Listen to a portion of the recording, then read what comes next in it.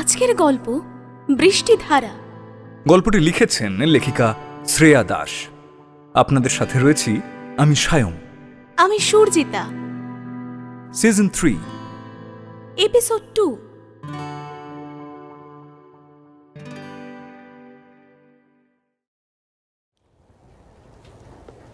লাইব্রেরির কোণের একটা টেবিলে বই, খাতা আর পেন্সিল নিয়ে বসে অনেকক্ষণ ধরে কিছু একটা বোঝার চেষ্টা করছে বৃষ্টি। পেন্সিলের পিছনের কাঠটা চিবিয়ে ছিবড়া হয়ে গেলেও ও এখনো বুঝে উঠতে পারেনি। আমি বুঝিয়ে দেব। নিজের খেয়ালে ডুবে থাকা বৃষ্টি কথাটা কে বলল লক্ষ্য না করেই মাথা নেড়ে করুণ মুখে না বলে, যতটা জানি আমি পড়াশোনায় নেহাত খারাপ নই, টিচার হিসেবে তো আরই না। মৃন্ময় বৃষ্টির উল্টো দিকের ফাঁকা চেয়ারে বসে দুহাত থুতনিতে রেখে ঠোঁট চেপে হাসে। বৃষ্টির খুব বিরক্ত লাগছে। ওর ভাবনার মাঝে কেউ ওকে বিরক্ত করছে, এটা ওর অপছন্দের। চোখ মুখ মুচকে একটু রাগ আর বিরক্তি মেশানো সুরে ও বলে ওঠে, উফ, চুপ করে থাকতো, বেশি বকছে। দেখছি জিনিসটা বুঝতে পারছি না, সেই মাথা খাচ্ছে আমার। বৃষ্টির এই তুই বলে ডাকা দিয়ে মৃন্ময় ভ্যাবা চাকা খেয়ে যায়। অবাক হয়ে তাকিয়ে থাকে ওর দিকে, কিন্তু কিছুই বলে না। বৃষ্টি মুখ তুলে এক পলক সামনে তাকিয়ে মুখটা নিচু করে নিয়েই আবার চকিতে সামনে তাকায়। মৃন্ময়কে সামনে বসে থাকতে দেখে ওর চোখগুলো বড় বড় হয়ে যায়। দাঁতে ধরে থাকা প্রায় ছিবড়ে হয়ে যাওয়া পেন্সিলটা টুপ করে টেবিলের উপরে পড়ে যায়। তুমি এখানে? বৃষ্টি যথেষ্ট অবাক হয়েছে মৃন্ময়কে এখানে দেখে। কখন এলে? অনেকক্ষণ এসেছি, কেন আসতে পারি না? মৃন্ময় বৃষ্টির অবস্থা দেখে মুচকি হাসে। কি হলো, আমি এখানে আসতে পারি না? না, তোমাকে তো ওই শিমুল গাছতলা ছাড়া আর কোথাও দেখা যায় না। বৃষ্টি আর চোখে তাকায়, ওর ঠোঁটের কোণেও হাসির রেখা। তা হঠাৎ কি মনে করে এখানে? টিফিন পিরিয়ড যে অনেকক্ষণ শুরু হয়ে গেছে সে খেয়াল কি তোমার আছে? নাকি পেন্সিল চিবিয়েই পেট ভরে রেখেছো, কোনটা? মৃন্ময় হাত বাড়িয়ে বৃষ্টির ঠোঁটের কোণে লেগে থাকা পেন্সিলের কোটিংটা মুছে দেয়। এইভাবে মৃন্ময়ের আকস্মিক স্পর্শে বৃষ্টি কুঁকড়ে যায়, কিন্তু বাধাও দিতে পারে না। পুরুষ্টু হাতের আলতো ছোঁয়ায় একটা শিহরণ বয়ে যায় ওর সারা শরীর দিয়ে। চোখের পাতা আপনি নুইয়ে পড়ে। মৃন্ময় এক দৃষ্টে তাকিয়ে থাকে বৃষ্টির লজ্জা জড়ানো মুখটার দিকে। ঠোঁটের কোণটা একটু চওড়া হয়ে ওঠে ওর। এই নীরবতা বড্ড অসহনীয় হয়ে দাঁড়ায় দুজনের কাছেই। কেউ কিছু বলতে পারে না। বৃষ্টি অনুভব করতে পারে একজোড়া চোখ ওকে দেখেই চলেছে। একটু অস্বস্তি হয় ওর, চোখের মনি চঞ্চল হয়ে ওঠে। ঘড়িতে সময় দেখে প্রথম নীরবতা ভাঙে বৃষ্টি। ইস রে, দেখেছ, সময়ের খেয়ালই ছিল না। ব্যাগে বই খাতা ঢোকাতে ঢোকাতেই ও তাড়াহুড়ো করে বলে ওঠে, চলো চলো। দাঁড়াও, বসো। মৃন্ময় বৃষ্টির হাত টেনে ধরে। বাধ্য মেয়ের মতো আবারও বসে পড়ে বৃষ্টি চেয়ারে। দু চোখে প্রশ্ন নিয়ে তাকায় মৃন্ময়ের দিকে। খাতাটা বের করো, দেখি কোনটা বুঝতে পারছো না, আমি বুঝিয়ে দিচ্ছি। না থাক না, পরে। আমি পড়াশোনার ব্যাপারে কোনো রকম ফাঁকিবাজি সহ্য করি না। বৃষ্টি আর কিছু বলে না, আবার বই খাতা বের করে। মৃন্ময় খাতায় লিখে এঁকে বোঝাতে শুরু করে। হঠাৎ করেই বৃষ্টির চোখের সামনেটা ঝাপসা হয়ে আসে। এতটা জোর অধিকার যদি বন্ধুত্বে থাকে, তাহলে ভালোবাসায় নিশ্চয়ই আরো বেশি থাকে। কিন্তু কোথায়? ভালোবাসায় ভালোত্বের অধিকার তো পায়নি। বৃষ্টি, কি হলো, কাঁদছো কেন? মৃন্ময় আহত স্বরে বলে ওঠে। মুখটা অন্যদিকে ঘুরিয়ে নেয় বৃষ্টি। মৃদু হেসে বলে ওঠে, কই না তো, আসলে কি একটা পড়লো চোখে। মৃন্ময় ভ্রু কুঁচকে তাকিয়ে থাকে। মেয়েটা মিথ্যে বলছে। ও স্পষ্ট দেখতে পেয়েছে মেয়েটার দু চোখ জলে ভরে উঠেছে। তাহলে কি ও অজান্তেই কোনোভাবে আঘাত দিয়ে ফেললো মেয়েটাকে?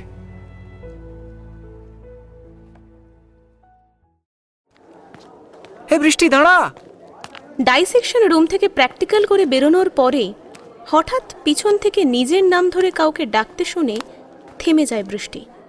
মুখ ঘুরিয়ে পিছনে তাকিয়ে অর্ণবকে দেখতে পেয়ে বিরক্তিতে ওর মুখ কুঁচকে যায়। বল, কি বলবি?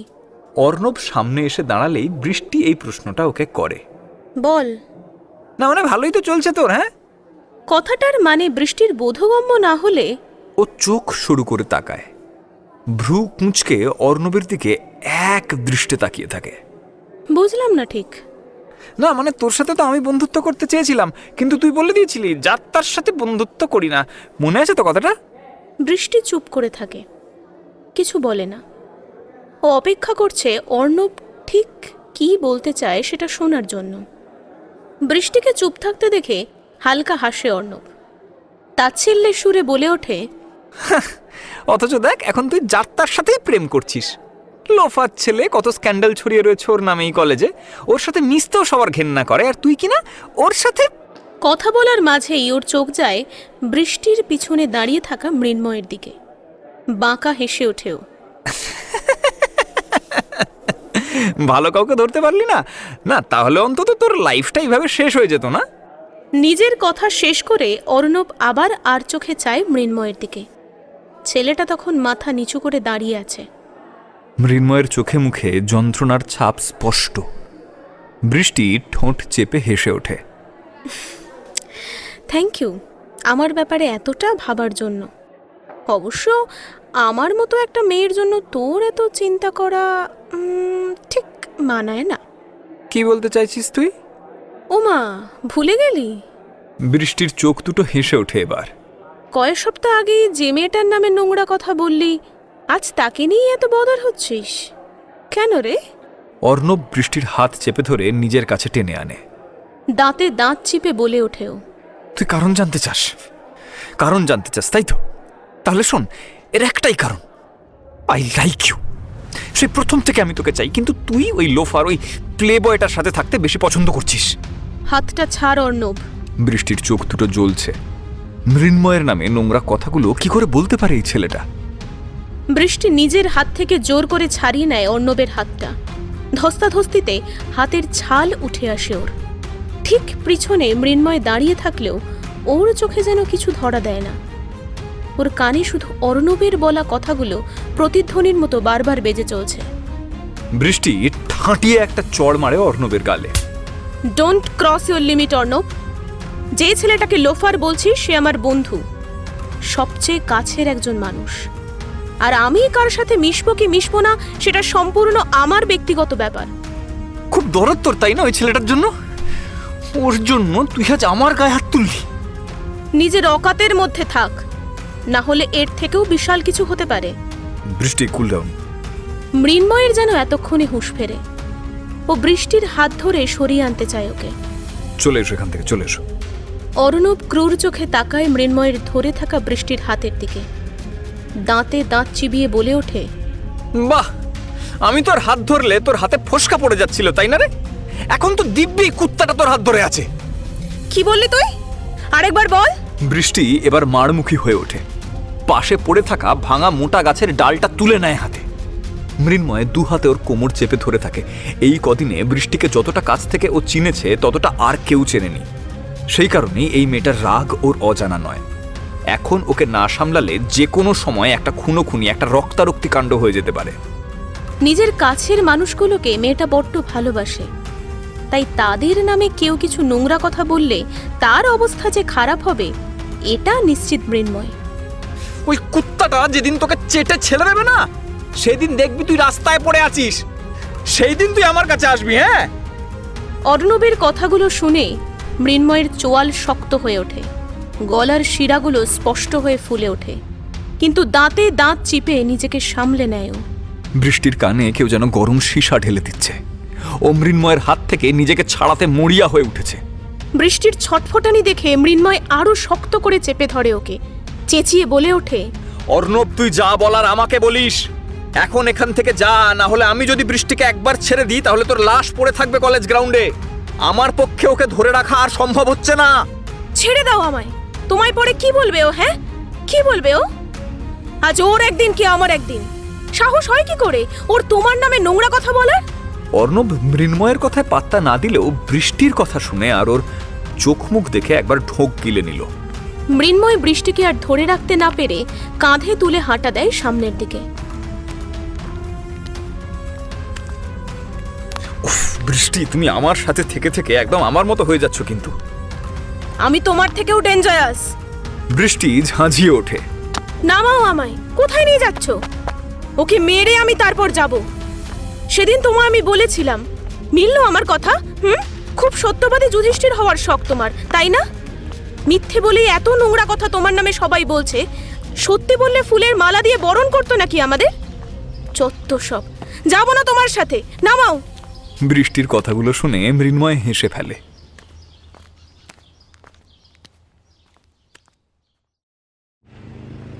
তুমি কোথায় নিয়ে যাচ্ছ আমায়? এটা তো আমার পিজির রাস্তা নয়।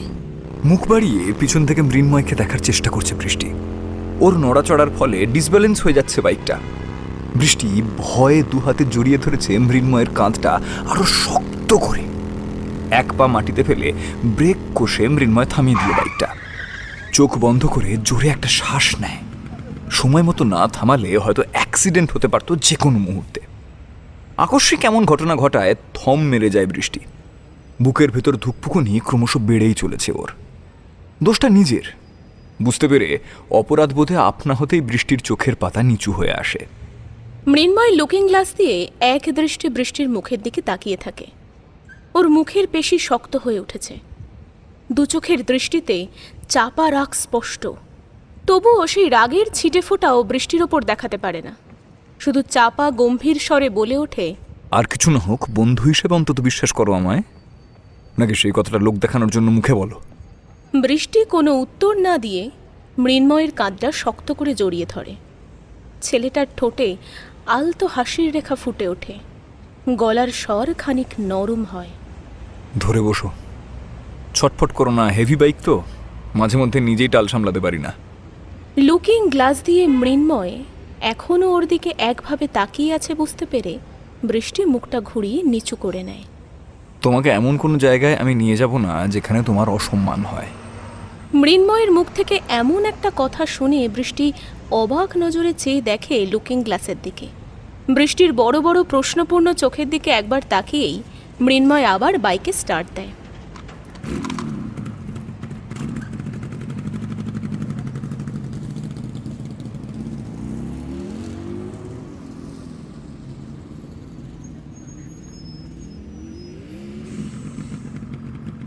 মিনিট 25 পর রং করা লোহার বড় গেটের সামনে এসে দাঁড়াতেই সেটা ভিতর থেকে খুলে যায়।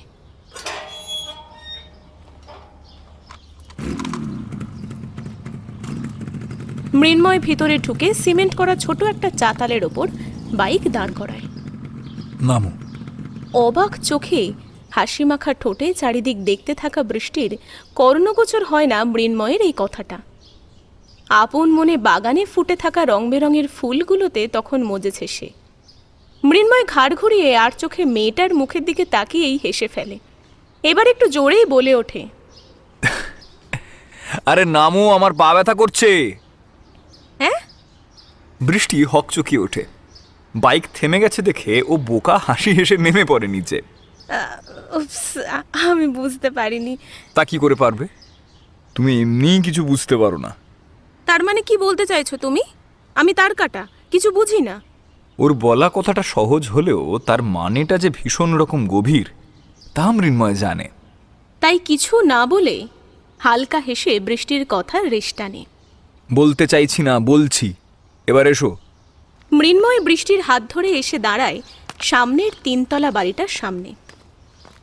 কলিং বেলের সুইচে চাপ দিতেই বৃষ্টির মনে একটা ভয় চেপে ধরে। কিছুটা কুঁকড়ে যায় ও। নিজের পুরুষ্ট হাতের মধ্যে ধরে থাকা কোমল হাতটা কয়েকবার কেঁপে উঠতেই মৃন্ময় হাসি মুখে তাকায় বৃষ্টির দিকে। মৃন্ময় হাসি মুখ দেখে বৃষ্টিও হালকা হাসার চেষ্টা করে। রূপ, তুই এই সময়? ইন্দিরা দরজা খুলে মৃন্ময়কে দেখে অবাক গলায় বলে ওঠে। মেয়েলি গলার স্বর শুনে বৃষ্টি মুখ তুলে সামনে তাকায়। একজন বিবাহিত মহিলাকে দেখে ওর ভ্রু দুটো আপনিই কুঁচকে আসে। কেন আসতে পারি না আমি? নাকি বাড়ি থেকে তাড়িয়ে দেবে বলে ঠিক করেছো? মৃন্ময়ের ঠোঁটে দুষ্টু মিষ্টি হাসির রেখা ফুটে ওঠে। ইন্দিরা চোখ গরম করে তাকায় ওর দিকে। ভাই, কী সব বলছিস? আমি কি তাই বলেছি? তুই তো কোনোদিনই এই সময় ফিরিস না, তাই। ইন্দিরার কথা মাঝপথেই থেমে যায়। মৃন্ময়ের পাশে হাত ধরে দাঁড়িয়ে থাকা মেয়েটাকে এতক্ষণ ওর চোখেই পড়েনি। এই মেয়েটা কে? উফ, তুমি কি সব এখানেই জিজ্ঞাসা করে নেবে নাকি? ঘরে ঢুকতে দেবে না আমাদের? মৃন্ময় বৃষ্টিকে নিয়ে বাড়ির মধ্যে ঢুকে আসে। ইন্টারভিউ নিচ্ছ নাকি আজকাল তুমি বৌদি ভাই? ওমা, তোরা দাঁড়িয়ে কেন? আয় বস। রমলা দেবী এবার হাসি মুখে এগিয়ে আসেন। এতক্ষণ দূর থেকে দাঁড়িয়ে উনি সমস্তটা দেখছিলেন। মৃন্ময় বৃষ্টিকে বসতে বলে। বসো। বৃষ্টি বসে না, ও জড়সড় হয়ে এক কোণে দাঁড়িয়ে থাকে। একটা আড়ষ্টতা ঘিরে ধরেছে ওকে। পা দুটোতে যেন নড়বার শক্তি পর্যন্ত নেই। মনে মনে একটু ক্ষুব্ধ হয় বৃষ্টি মৃন্ময়ের ওপর। এইভাবে হুট করে কে বাড়িতে নিয়ে চলে আসে? অস্বস্তিতে পড়তে হচ্ছে এবার সবাইকেই। মৃন্ময় ব্যাগটা সোফার উপর রেখে বৌদির গলা জড়িয়ে দাঁড়ায়। ও বৃষ্টির রাগী চোখের দিকে তাকিয়ে মুখ ঘুরিয়ে আলতো করে হাসে। ও আমার বন্ধু হয়। তাই? কি নাম তোমার? রমলা দেবী মিষ্টি হেসে জিজ্ঞাসা করলেন। বৃষ্টির চিবুকে হাত রেখে প্রশ্নটা করলেন। বৃষ্টি না, বৃষ্টিধারা। ম্যাডামের পুরো নাম বলতে হয়, অর্ধেক বললি আবার রাগ দেখায়। মৃন্ময় কথাটা বলে বৃষ্টির দিকে আর চোখে তাকাতেই দেখতে পায় মেয়ে ফোঁস করছে। এমন সময় রমলা দেবী ঘুরে তাকালেন মৃন্ময়ের দিকে। বেশ মিষ্টি নাম তো। রূপ, তুই ওকে কেন আনিসনি আগে? তখন আমরা বন্ধু হইনি যে মা। বৃষ্টি ভ্রু কুচকে তাকায় মৃন্ময়ের দিকে। আর এই যে তুমি একটু আগে বললে না মিষ্টি, মিষ্টি ঠিকই, কিন্তু যেমন মিষ্টি তেমনই ঝাঁঝ। আজ আবার আমার পিঠের 12টা বাজিয়ে দিয়েছে জানো। যেমন করছো অতটাও জোরে মারিনি। বৃষ্টি ফস করে কথাটা বলি জিভ কাটে। বাকিরা ঠোঁট চেপে হাসে। তুমি আর ভাই একসাথে পড়ো বুঝি? ইন্দিরার প্রশ্নে বৃষ্টি জোরে জোরে মাথা নাড়ে। না বৌদি, আমি ফার্স্ট ইয়ার। কি ব্যাপার রূপ? ইন্দিরা চাপা হেসে আর চোখে মৃন্ময়ের দিকে তাকায়। এই কি সেই মেয়ে যার জন্য তোর মুখে হাসি ফুটেছিল, আর এখন বন্ধু বলছিস সবার সামনে? বলছি মা, আমি একটু উপরে যাচ্ছি। মৃন্ময় অবস্থা বেগতিক দেখে গলা ঝেড়ে কথাটা বলে। হ্যাঁ, আমি উপরে গিয়ে ফ্রেশ হইনি, তোমরা ততক্ষণ গল্প করো। বৃষ্টির দিকে একটা আলতো হাসি ছুড়ে দিয়ে ব্যাগ নিয়ে ওপরে উঠে যায়। মৃন্ময়ের এইরকম কাজে ঠোঁট চেপে হেসে ওঠে ইন্দিরা। ওর যা বোঝার বোঝা হয়ে গিয়েছে।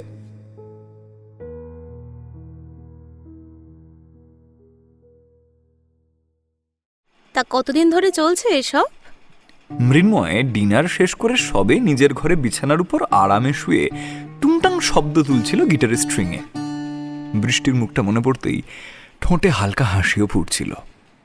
এমন সময় হঠাৎই ইন্দিরার অতর্কিত প্রশ্নবাণে থতমত খেয়ে উঠে বসেও। হ্যাঁ? বৌদির মুখের দিকে ফ্যালফ্যাল করে চেয়ে থাকে মৃন্ময়। কি চলছে? এই যে বন্ধু বন্ধু প্রেমের সম্পর্ক। ইন্দিরার চোখ মুখে দুষ্টু মিষ্টি হাসির ঝিলিক। তা দেখে ব্যাপারটা বুঝতে পারে মৃন্ময়, খানিক লজ্জা পায়ও। সত্যি তুমি না বৌদি ভাই একেবারে। মৃন্ময় ঠোঁট কামড়ে ধরে মুখ ঘুরিয়ে দাঁড়ায়। ওর কান গরম হয়ে উঠেছে। ইন্দিরা হাসি মুখে মৃন্ময়ের সামনে দুহাত মুড়ে দাঁড়ায়। আমার ভাবনা যে একদম ঠিক সেটা তোর লাজুক হাসি বলে দিচ্ছে। নে এবার বল। বৌদির কথা শুনে খোলা জানলার গ্রিল পেরিয়ে ওর চোখ জোড়া চলে যায় সুদূর অন্তহীন কালো আকাশের আধ খাওয়া চাঁদটার দিকে। ঠোঁটের কোণে একটা গভীর ভাঁজ পড়ে ওর। আবেশে জড়িয়ে আসে গলার স্বর। ওকে খুব ভালোবাসি। বৃষ্টি জানে সেটা? মৃন্ময় চকিতে তাকায় ইন্দিরার মুখের দিকে। যন্ত্রণা মেশানো স্বরে ম্রিয়মান গলায় বলে ওঠে, না। তা কবে বলবি শুনি?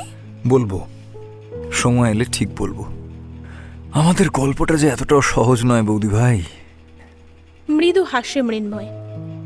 গিটারটা জড়িয়ে স্ট্রিংয়ে হাত বোলায়। ইন্দিরা পাশে বসে কিছুক্ষণ চুপ করে চেয়ে থাকে রূপের দিকে।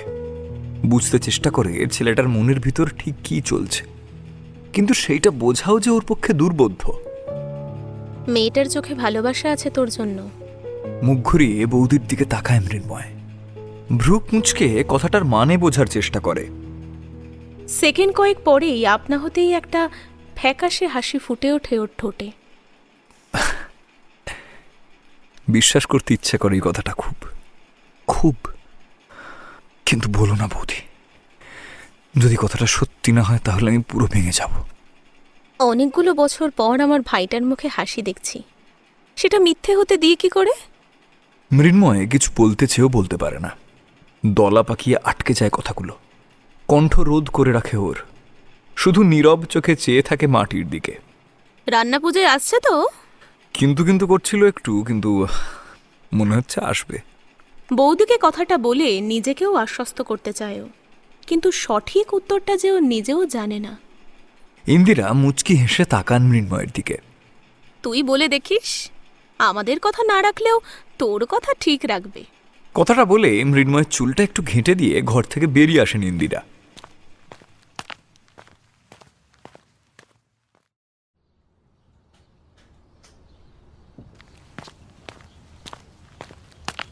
আমাকে আনার কি খুব দরকার ছিল? বৃষ্টি বিরক্তি নিয়ে কথাটা বলল মৃন্ময়কে। মৃন্ময় পার্কিং লটে গাড়িটা লক করে বৃষ্টির হাত ধরে এগিয়ে যায় শপিং মলের দিকে। হ্যাঁ ছিল, তুমি আমার বন্ধু আর আমি এসবের কিচ্ছু বুঝি না। দুজনেই চেকিং করিয়ে ভিতরে ঢোকে। তুমি যদি আমাকে সাহায্য না করো তাহলে আর কার কাছ থেকে সাহায্য চাই বলো তো?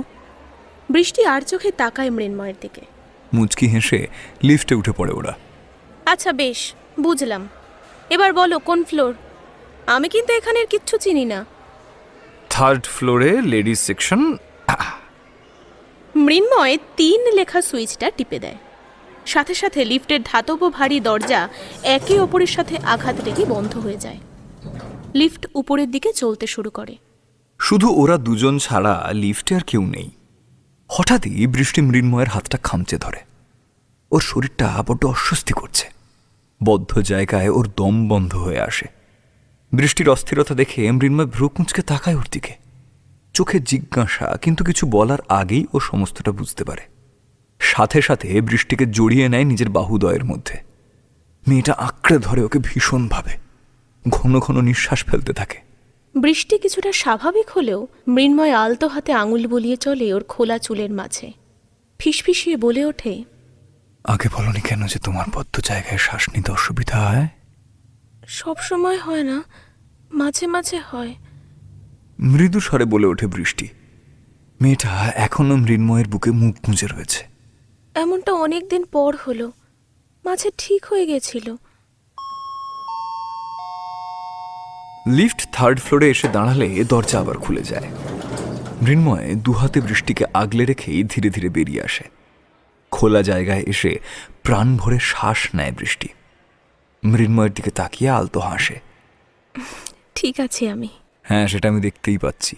মৃন্ময় কপট রাগ দেখায়। বসো এখানে কিছুক্ষণ, অত তাড়া কিছু নেই। নিজের পরিচিত হাসিটা ঠোঁটে টেনে নিয়ে বৃষ্টি বসে পড়ে সামনের সাদা পাথরে মোড়া উঁচু জায়গাটায়। বৃষ্টির কাঁধে থাকা ঝোলা শৌখিন ব্যাগটা খুলে জলের ছোট বোতলটা বার করে মৃন্ময় সেটা এগিয়ে দেয় বৃষ্টির দিকে। আরে ঠিক আছি আমি, এমন করছো যেন অসুস্থ আমি। বৃষ্টির হালকা বিরক্তি মেশানো কথাটা শুনে মৃন্ময় ওর দিকে চোখ গরম করে তাকায়। বৃষ্টি আর কিছু বলার সুযোগ পায় না, বোতলটা নিয়ে চুপ করে খেয়ে নেয়। এটা দেখো তো। বৃষ্টি একটা সবুজ রঙের ঢাকাই শাড়ি তুলে ধরল মৃন্ময়ের দিকে। কেমন? মানে মৃন্ময় কি বলবে কিছু বুঝতে না পেরে ঘাড়ে হাত দেয়, ঠোঁট কামড়ে ধরে। ছেলেটার কীর্তি দেখে বৃষ্টি ভ্রু কুঁচকে গম্ভীর মুখে তাকিয়ে থাকে ওর দিকে। বৃষ্টিকে ওইভাবে সরু চোখে নিজের দিকে তাকিয়ে থাকতে দেখে একটা শুকনো ঢোক গেলে মৃন্ময় বোকা হাসি হেসে মিনমিনে স্বরে বলে ওঠে, মানে আমার চোখে তো সব একই লাগছে। উফ, এবার আমি কি করে বুঝবো তোমার মা বৌদির পছন্দ কেমন? আচ্ছা, জ্বালায় পড়লাম তো। বৃষ্টি বিরক্তিতে হাতে ধরে থাকা শাড়িটা সামনে 1 ঘন্টা ধরে জমে ওঠা শাড়ির স্তূপে আবার রেখে দেয়। বলতে গেলে এক প্রকার ছুঁড়েই মারে শাড়িটা। মৃন্ময় করুণ মুখে তাকায় বৃষ্টির দিকে। প্লিজ। ইউনো 1 ঘন্টা এই একই জিনিস চলছে, তুমি কিচ্ছু বলতে পারছো না আর আমি কিনতে পারছি না। রাগের চোটে বৃষ্টি মৃন্ময়ের দিকে তাকিয়ে কেটে কেটে কথাগুলো বলল। বিশ্বাস করো, তোমার যে বউ হবে না তার কপালে বিশাল দুঃখ আছে। রাগে গজগজ করতে করতে বৃষ্টি কথাগুলো বললে মৃন্ময় 5 নম্বর কফির কাপটা শেষ করে একটা ফ্যাকাশে দৃষ্টিতে ওর দিকে তাকায়। দাদা, কাতান সেলগুলো একটু নামান তো দেখি, এই ছেলের মনে ধরে কিনা। কথাটা বলে বৃষ্টি পাশে তাকাতেই দেখে মৃন্ময় নেই। অবাক চোখে চারিদিকে চোখ বোলাতেই দেখতে পায় একটু দূরে এক কোণে কাঞ্জিবরম শাড়ি পরানো ম্যানকুইনের সামনে ও দাঁড়িয়ে রয়েছে। এক দৃষ্টে তাকিয়ে রয়েছে ম্যানকুইনটার দিকে। পাগল একটা। অস্ফুটে শব্দ দুটো উচ্চারণ করে। একটা আলতো হাসি খেলে যায় বৃষ্টির ঠোঁটের কোণে। দাদা, বলছি এই যে এই শাড়িটা। মৃন্ময় আমতা আমতা করে একটা ম্যানিকুইনের দিকে আঙুল তুলে দেখালে সামনে দাঁড়িয়ে থাকা ছেলেটা মুচকি হাসে। ইক্কত সিল্ক। ও আচ্ছা। মৃন্ময় আলতো হাসে। শাড়িটার রংটা বড্ড চোখে টানছে। কি সুন্দর, বেগুনি, হালকা সবুজ আর রানীতে মেশানো। বৃষ্টি পড়লে ওকে দারুণ মানাবে। কানে ছোট দুল, গলায় হার, চোখে কাজল আর হাতে কয়েকটা চুড়ি, আর বড় বড় কালো ঘন চুলগুলো হালকা হাতে খোঁপা করা। নিজের ভাবনার পরিধি দেখে নিজেই অবাক হলো মৃন্ময়। লাজুক হাসি ছড়িয়ে পড়ল ওর চোখে মুখে। এতক্ষণ বৃষ্টিকে যেন নিজের কল্পনার পটে নিজের মনের মতো করে দেখতে পাচ্ছিল। স্পষ্ট, একদম স্পষ্ট। দেখাবো স্যার, একই রকম আছে আমাদের কাছে, যে পড়বে তাকেই মানাবে। ছেলেটার কথায় মৃন্ময় হাসি মুখে মাথা নাড়ায়। কিছুক্ষণ আগে বৃষ্টির কথায় তৈরি হওয়া মন খারাপেরা কোথায় যেন হারিয়ে গেছে। ঠিক একই রঙের, একই রকম দেখতে শাড়িটার গায়ে হাত বুলিয়ে বাস্তবের ঘেরাটোপে ক্ষণিকের কল্পনায় সাজানো বৃষ্টিকে যেন দেখতে পায় মৃন্ময়।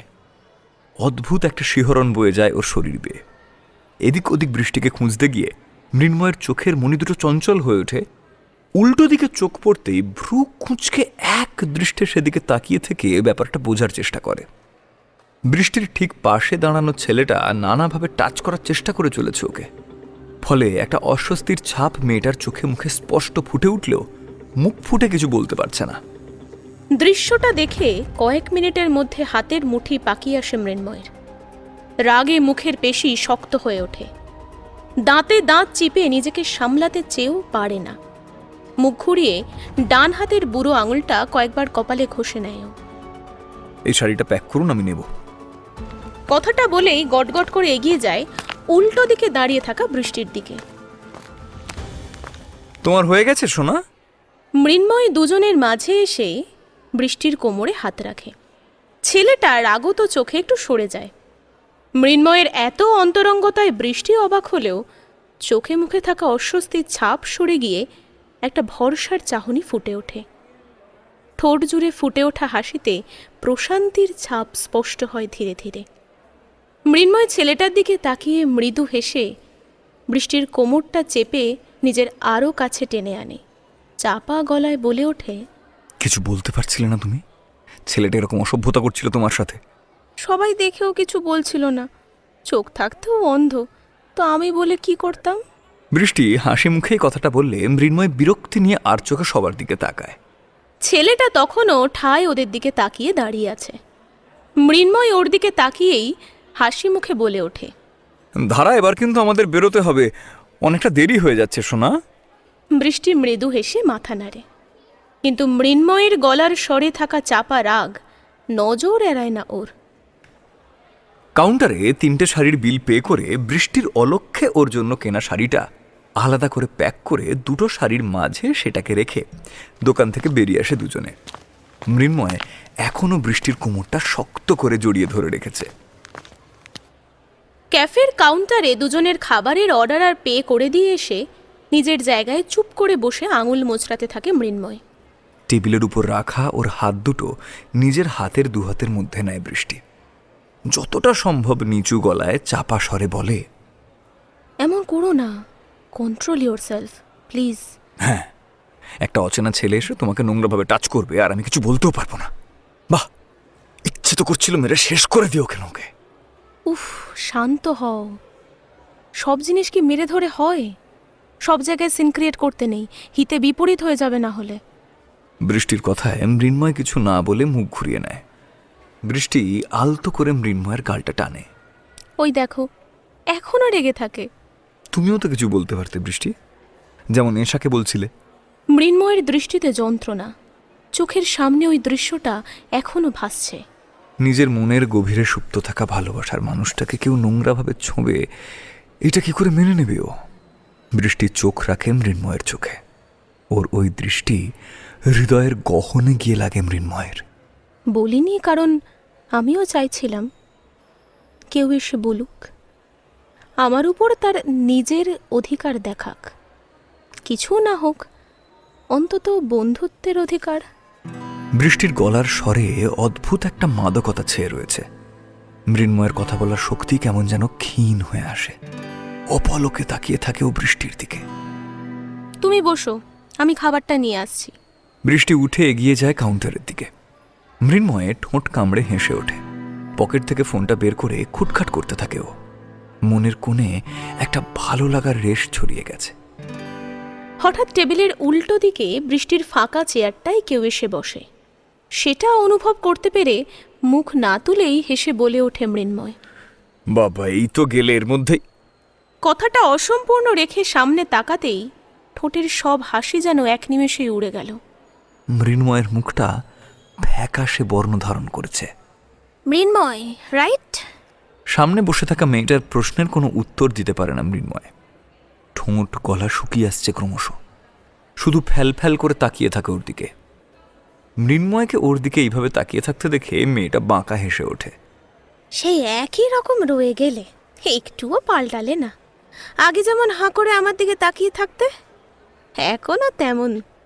একটা তাচ্ছিল্যের সুর ফুটে ওঠে মেয়েটার বলা কথার মধ্যে। এবার যেন হুঁশ ফেরে মৃন্ময়ের। মুহূর্তের মধ্যেও চলে গিয়েছিল অতীতের অধ্যায়ে। নিজেকে যতটা সম্ভব শক্ত করে গম্ভীর স্বরে বলে ওঠেও, তুমি এখানে কি করছো? ক্যাফেতে মানুষ কি করে? আর যতদূর জানি এটা তোমার বাবার ক্যাফে নয় যে এখানে আসার জন্য আমাকে পারমিশন নিতে হবে। মেয়েটার গা জ্বালানো কথা শুনে মৃন্ময় উঠে চলে যেতে চাইলে মেয়েটা ওর হাত ধরে টানে। আরে বসো বসো, তুমি তো দেখছি রেগে যাচ্ছ। মৃন্ময় তীক্ষ্ণ চোখে চেয়ে দেখে মেয়েটার ধরা হাতটার দিকে। নাকি নিজের নতুন প্রেমিকার সামনে নিজের রূপটা দেখাতে ভয় পাচ্ছ? কোনটা? মেয়েটা কাউন্টারের দিকে একবার চোখ বুলিয়ে তীর্যক হেসে কথাটা বলে ওঠে। মৃন্ময় বসে পড়ে আবার। মেয়েটার দিকে একটু ঝুঁকে দাঁতে দাঁত চিপে বলে ওঠে, মাইন্ড ইওর ল্যাঙ্গুয়েজ। বৃষ্টির নামে একটা কোনো কথা তুমি বলবে না, এমনকি ওর নামটা পর্যন্ত তুমি উচ্চারণ করবে না। অনেকক্ষণ ধরেই দেখছিলাম মেয়েটাকে। তার নাম বুঝি বৃষ্টি? বাহ, বেশ মিষ্টি নাম তো। পায়ের উপর পা তুলে বেশ আয়েশ করে বসে মেয়েটা। মৃন্ময় রাগে টেবিলের উপর হালকা চাপড় মারে, কিন্তু তাতেই কেঁপে ওঠে টেবিলটা। মেয়েটা ভ্রু তুলে আলতো হেসে ওঠে। সামনের জল ভর্তি গ্লাসটা হাতে তুলে একটা ছোট্ট সিপ নেয়। ভিডিওটা কিন্তু এখনো আছে, দেখাবো? একটা ফেক ভিডিও তুমি কতবার দেখাবে আর আমাকে? চোয়াল শক্ত হয়ে ওঠে মৃন্ময়ের, গলার শিরা ফুলে ওঠে। মেয়েটা একটু ঝুঁকে আসে মৃন্ময়ের দিকে। তোমাকে না, বৃষ্টিকে। মৃন্ময়ের হাতে নিজের বড় বড় নখগুলো আলতো করে বুলিয়ে আদুরে নরম গলায় বলে ওঠে, ইউ নো হোয়াট, ভিডিওটা ফেক সেটা তুমি, আমি আর কয়েকজন জানে, বাকিরা তো কিছু জানে না। তাহলে আমার জীবনটা নরক করে দিও, তোমার শান্তি হয়নি। আর কি চাও তুমি আমার থেকে? চাপা গলায় দাঁতে দাঁত চিবিয়ে গর্জে ওঠে মৃন্ময়। মেয়েটা সরু চোখে তীক্ষ্ণ দৃষ্টিতে তাকায় ওর দিকে। যদি বলি তোমাকে ফিরে পেতে চাই? মৃন্ময়ের শরীরী ভাষা কঠিন হয়ে ওঠে। তীব্র ক্ষোভ মেশানো কণ্ঠস্বরে দাঁতে চিবিয়ে বলে ওঠেও, তোমার হতেই চেয়েছিলাম, কিন্তু তুমি সেটা হতে দাওনি। আর এখন চাইলেও আমায় তুমি ফিরে পাবে না। যদি বৃষ্টিকে সরিয়ে দিই তাহলে? মেয়েটার চোখের দৃষ্টি হায়নার মতো। সেই দিকে এক নজর চেয়ে মৃন্ময় উঠে দাঁড়ায়। This is too much. বৃষ্টিকে দুহাতে সার্ভিং প্লেট নিয়ে এগিয়ে আসতে দেখে মৃন্ময় নিজেকে শান্ত করতে চায়। মুখ ঘুরিয়ে দাঁড়ায়ও। এমন সময় মেয়েটা বলে ওঠে, আরে উঠে পড়লে যে। টেবিলের সামনে এসে হাসি মুখে দাঁড়াতেই বৃষ্টির চোখ পড়ে মেয়েটার উপর। আমতা আমতা করে ওঠে, তোমাকে তো ঠিক। বৃষ্টিকে দেখে মেয়েটা উঠে দাঁড়ায়, হাসি মুখে বলে ওঠে, মৃন্ময়ের প্রাক্তন প্রেমিকা রিক্তা। বৃষ্টি প্রচণ্ড অবাক হয় কথাটা শুনে। মৃন্ময়ের দিকে তাকিয়ে ওকে কাতর চোখে নিজের দিকে চেয়ে থাকতে দেখে বুঝতে পারে কথাটা সত্যি। ও কোনোদিনও তোমাকে আমার কথা বলেনি? রিক্তা জিজ্ঞাসু চোখে প্রশ্নটা বৃষ্টির দিকে ছুঁড়ে দিয়েই ওর হাতে ধরে থাকা প্লেটটা নিজের টেবিলের উপর রাখে। না তো। না চাইতেও একটা যন্ত্রণার হাসি ফুটে ওঠে বৃষ্টির ঠোঁটে। মৃন্ময় সেটা লক্ষ্য করে। নিজেকে শক্ত করে বৃষ্টির একটা হাত মুঠো করে ধরে গম্ভীর গলায় বলে ওঠে। বৃষ্টি, চলো এখান থেকে। মৃন্ময় বৃষ্টির হাত ধরে হালকা টান দিলেও ও যেখানে দাঁড়িয়েছিল ঠিক সেইভাবেই দাঁড়িয়ে থাকে, একদম নিশ্চল পাথরের মতো। কিন্তু চোখ দুটো রিক্তার ওপর স্থিরভাবে নিবদ্ধ। রিক্তা একটু হেসে চিকেন নাগেটসে কামড় দেয়। মৃন্ময়ের পছন্দ খুব ভালো। বৃষ্টির আরো কাছে সরে এসে রিক্তা ওর কানে কানে ফিসফিসিয়ে বলে ওঠে, কিন্তু তোমার পছন্দ যে খুব খারাপ বৃষ্টি, শেষ পর্যন্ত কিনা আমার এটো মালটাকেই নিলে। Excuse me Rikta. কথাটা শুনে প্রচণ্ড বিরক্তিতে টেবিলে চাপড় মারে বৃষ্টি। চোখ সরু করে ভ্রু কুঁচকে তাকায় মেয়েটার চোখের দিকে। মৃন্ময় একটু দূরে দাঁড়িয়ে কথাগুলো শুনতে পাচ্ছিল। রাগে ঘেন্নায় চোখ মুখ কুঁচকে আসছে ওর। প্রুফ আছে, দেখবে? আমরা দুজন একে অপরকে বিছানায় ফেলে আদর করতাম। আমার ঠোঁটে, ঘাড়ে, গলায় ঠোঁট ডুবিয়ে কিস করতো মৃন্ময়, পাগলের মতো। He is mad for me. প্রচণ্ড বোল্ড। কথাগুলো শুনতে শুনতে কানে ধাপ ধরে আসে বৃষ্টির। নিজের শরীরটা বড্ড ভারী মনে হয়, মাথার ভিতরটা পুরো ফাঁকা হয়ে আসে। বন্ধু হয়ে মৃন্ময়ের সম্বন্ধে এমন কথা শুনতে কেন জানে না ওর প্রচণ্ড কষ্ট হচ্ছে, দম আটকে আসছে। মৃন্ময়ের হাতের মাঝে মুঠোবন্দি হাতটায় আরো একটু জোরে চাপ দেয়। চোখের পাতা ভারী হয়ে আসে, ঠোঁট গলা শুকিয়ে আসতে থাকে একটু একটু করে। ঠোঁট কামড়ে ধরে চোখ দুটো চেপে বন্ধ করে নেয় বৃষ্টি। হাতের টান পড়ে ওর। অস্পষ্ট কিছু কথা কানে ভেসে আসে। বৃষ্টি, প্লিজ চলো এখান থেকে। মৃন্ময়ের হাত ধরে বেরিয়ে আসে বৃষ্টি। দুজনেই উঠে বসে পড়ে গাড়িতে, তারপর সোজা বেরিয়ে যায়। ক্যাফের ভিতরে দাঁড়িয়ে কাঁচের মধ্যে দিয়ে সমস্তটাই দেখতে পায় রিক্তা। বাঁকা হেসে উঠে ফোনটা কানে ঠেকায় ও। আপনার কথা মতো কাজ করে দিয়েছি, কিন্তু কতটা কি হবে সেটা আমি বলতে পারবো না।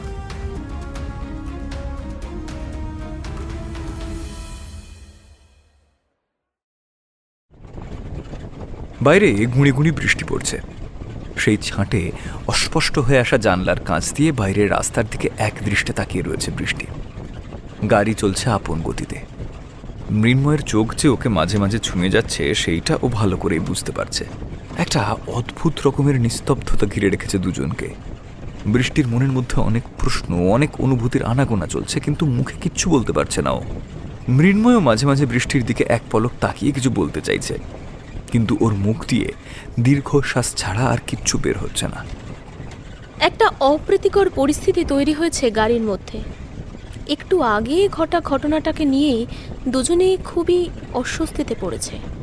গলার কাছে শার্টের বোতামটা খুলে কলারটা একটু টেনে নেয় মৃন্ময়। আবার ওর চোখ দুটো চলে যায় বৃষ্টির দিকে। মেয়েটা এখনও বাইরে তাকিয়ে রয়েছে। একটু ফাঁকা রাস্তা দেখে গাড়িটা সাইড করে থামিয়ে দেয় মৃন্ময়। আচমকা গাড়ি থেমে যাওয়ায় বৃষ্টি ভ্রু কুঁচকে তাকায় ওর দিকে। মাঝ রাস্তায় গাড়ি থামালে কেন? মানে শুকনো ঠোঁটে একবার জিভ বলিয়ে নেয় মৃন্ময়। তোমায় কিছু বলতে চাই আমি। কি ব্যাপারে? বৃষ্টির স্বর খুব শান্ত, ধীর। মৃন্ময় জিজ্ঞাসু চোখে তাকায় বৃষ্টির দিকে। আমরা বন্ধু তো, তাই না? আসলে মানে রিক্তা। মৃন্ময় বৃষ্টির চোখের দিকে তাকিয়ে থাকতে পারে না, চোখ সরিয়ে নেয় ও। মানে রিক্তা। আমি তোমার পার্সোনাল কিছু জানতে চাই না, কিন্তু তুমি বন্ধু হিসেবে বলতে চাইছো। জোর করে কিছু বলার দরকার নেই, মন সায় দিলে বলো, শুনবো। মৃন্ময় চুপ করে থাকে। কথাগুলো আটকে আসছে ওর গলার মধ্যে। কেমন একটা সংকোচ হচ্ছে যেন। নিজেকে শান্ত করতে চেয়েও পারছে না, ঘন ঘন ঘাড় কচলাতে থাকে ও। বৃষ্টি বুঝতে পারে মৃন্ময়ের অবস্থাটা। কিছুক্ষণ চুপ থেকে ধীর গলায় ও বলে ওঠে, ওটা তোমাদের পার্সোনাল ব্যাপার, ওর মধ্যে আমার ইন্টারফেয়ার করা উচিত না। ও আমাদের সম্পর্কে ভুল সন্দেহ করেছে, তাই বলেছে। আমি কিছু মনে করিনি। সত্যি কিচ্ছু মনে করনি? জানি না। কথাটা বলেই বৃষ্টি বেরিয়ে আসে গাড়ির দরজা খুলে।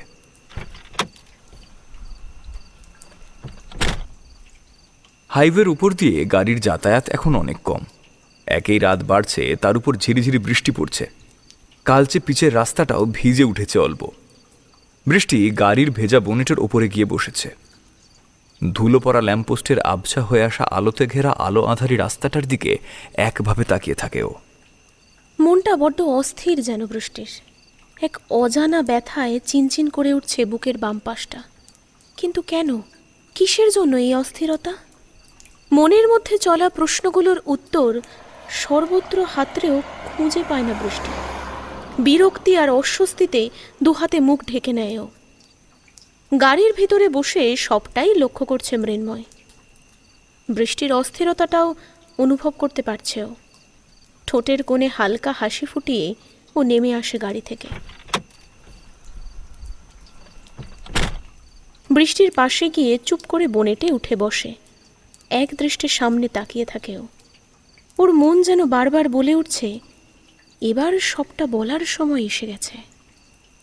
ভালোবাসায় ভুল হয়? বৃষ্টি মুখ তুলে তাকায় মৃন্ময়ের দিকে। ছেলেটা জিজ্ঞাসু চোখে শূন্য দৃষ্টিতে ভ্রুকুচকে ওর দিকেই তাকিয়ে আছে। বৃষ্টি বুঝতে পারে প্রশ্নটা ওরই উদ্দেশ্যে। একটা তাচ্ছিল্যের হাসি খেলে যায় বৃষ্টির ঠোঁটের কোণে। ভুল হয়, ভালোবাসায় ভুল হয়। আমিও করেছি ভুল। একটু থেমে থেমেই বৃষ্টি কথাটা বলে। কথাগুলো বলতে ওর খুব কষ্ট হচ্ছিল। অতীতের কিছু টুকরো স্মৃতি ভেসে উঠছিল আবার। চোখ দুটো ঝাপসা হয়ে এলে ও মুখটা অন্যদিকে ঘুরিয়ে নেয়। সবাই বলে প্রথম প্রেম ভুল সময়ে হয়, নয়তো ভুল মানুষের সাথে হয়। মৃন্ময়ের কথা শুনে বৃষ্টি আবার ওর দিকে তাকায়। এই কথাটা বিশ্বাস করতাম না, কিন্তু এখন করি। ভুল মানুষ, ভুল সময়। কিছুক্ষণ চুপ থেকে মৃন্ময় আবার বলতে শুরু করে। আমার প্রথম প্রেমটা ভুল মানুষের সাথে হয়েছিল। রিক্তা গড়াই। ভালোবাসাকে আমি কখনো ঘৃণা করি না, করিনি কখনো, কারণ সেই অনুভূতি, সেই বন্ধন নির্ভেজাল, খুব পবিত্র। মৃন্ময়ের চোখে দৃষ্টি ফ্যাকাশে। গলার স্বর এতটাই ধীর যে বৃষ্টি ওর দিকে আরও কিছুটা সরে আসে। মৃন্ময়ের মুখের পেশিগুলো হঠাৎ শক্ত হয়ে ওঠে। কিন্তু আমি ঘৃণা করি তাকে, যে এই নিষ্পাপ ভালোবাসাকে নিয়ে খেলা করে। রিক্তা তাদেরই একজন। বৃষ্টি মৃন্ময়ের খুব কাছে থাকায় ও ভালোভাবে বুঝতে পারে ছেলেটার মনের ভেতর চলা অনুভূতিগুলোকে। অবাক চোখে চেয়ে থাকে বৃষ্টি মৃন্ময়ের মুখের দিকে। ওর ওই গভীর দু চোখে যেন অতীতের হাজার স্মৃতির ভিড় জমেছে।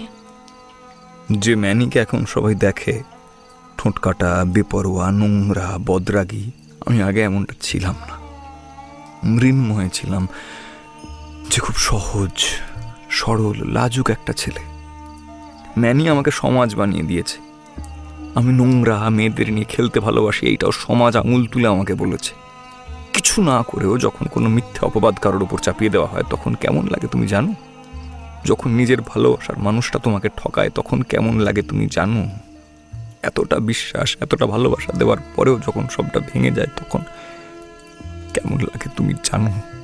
অতিরিক্ত যন্ত্রণায় মৃন্ময়ের গলা বুজে আসে।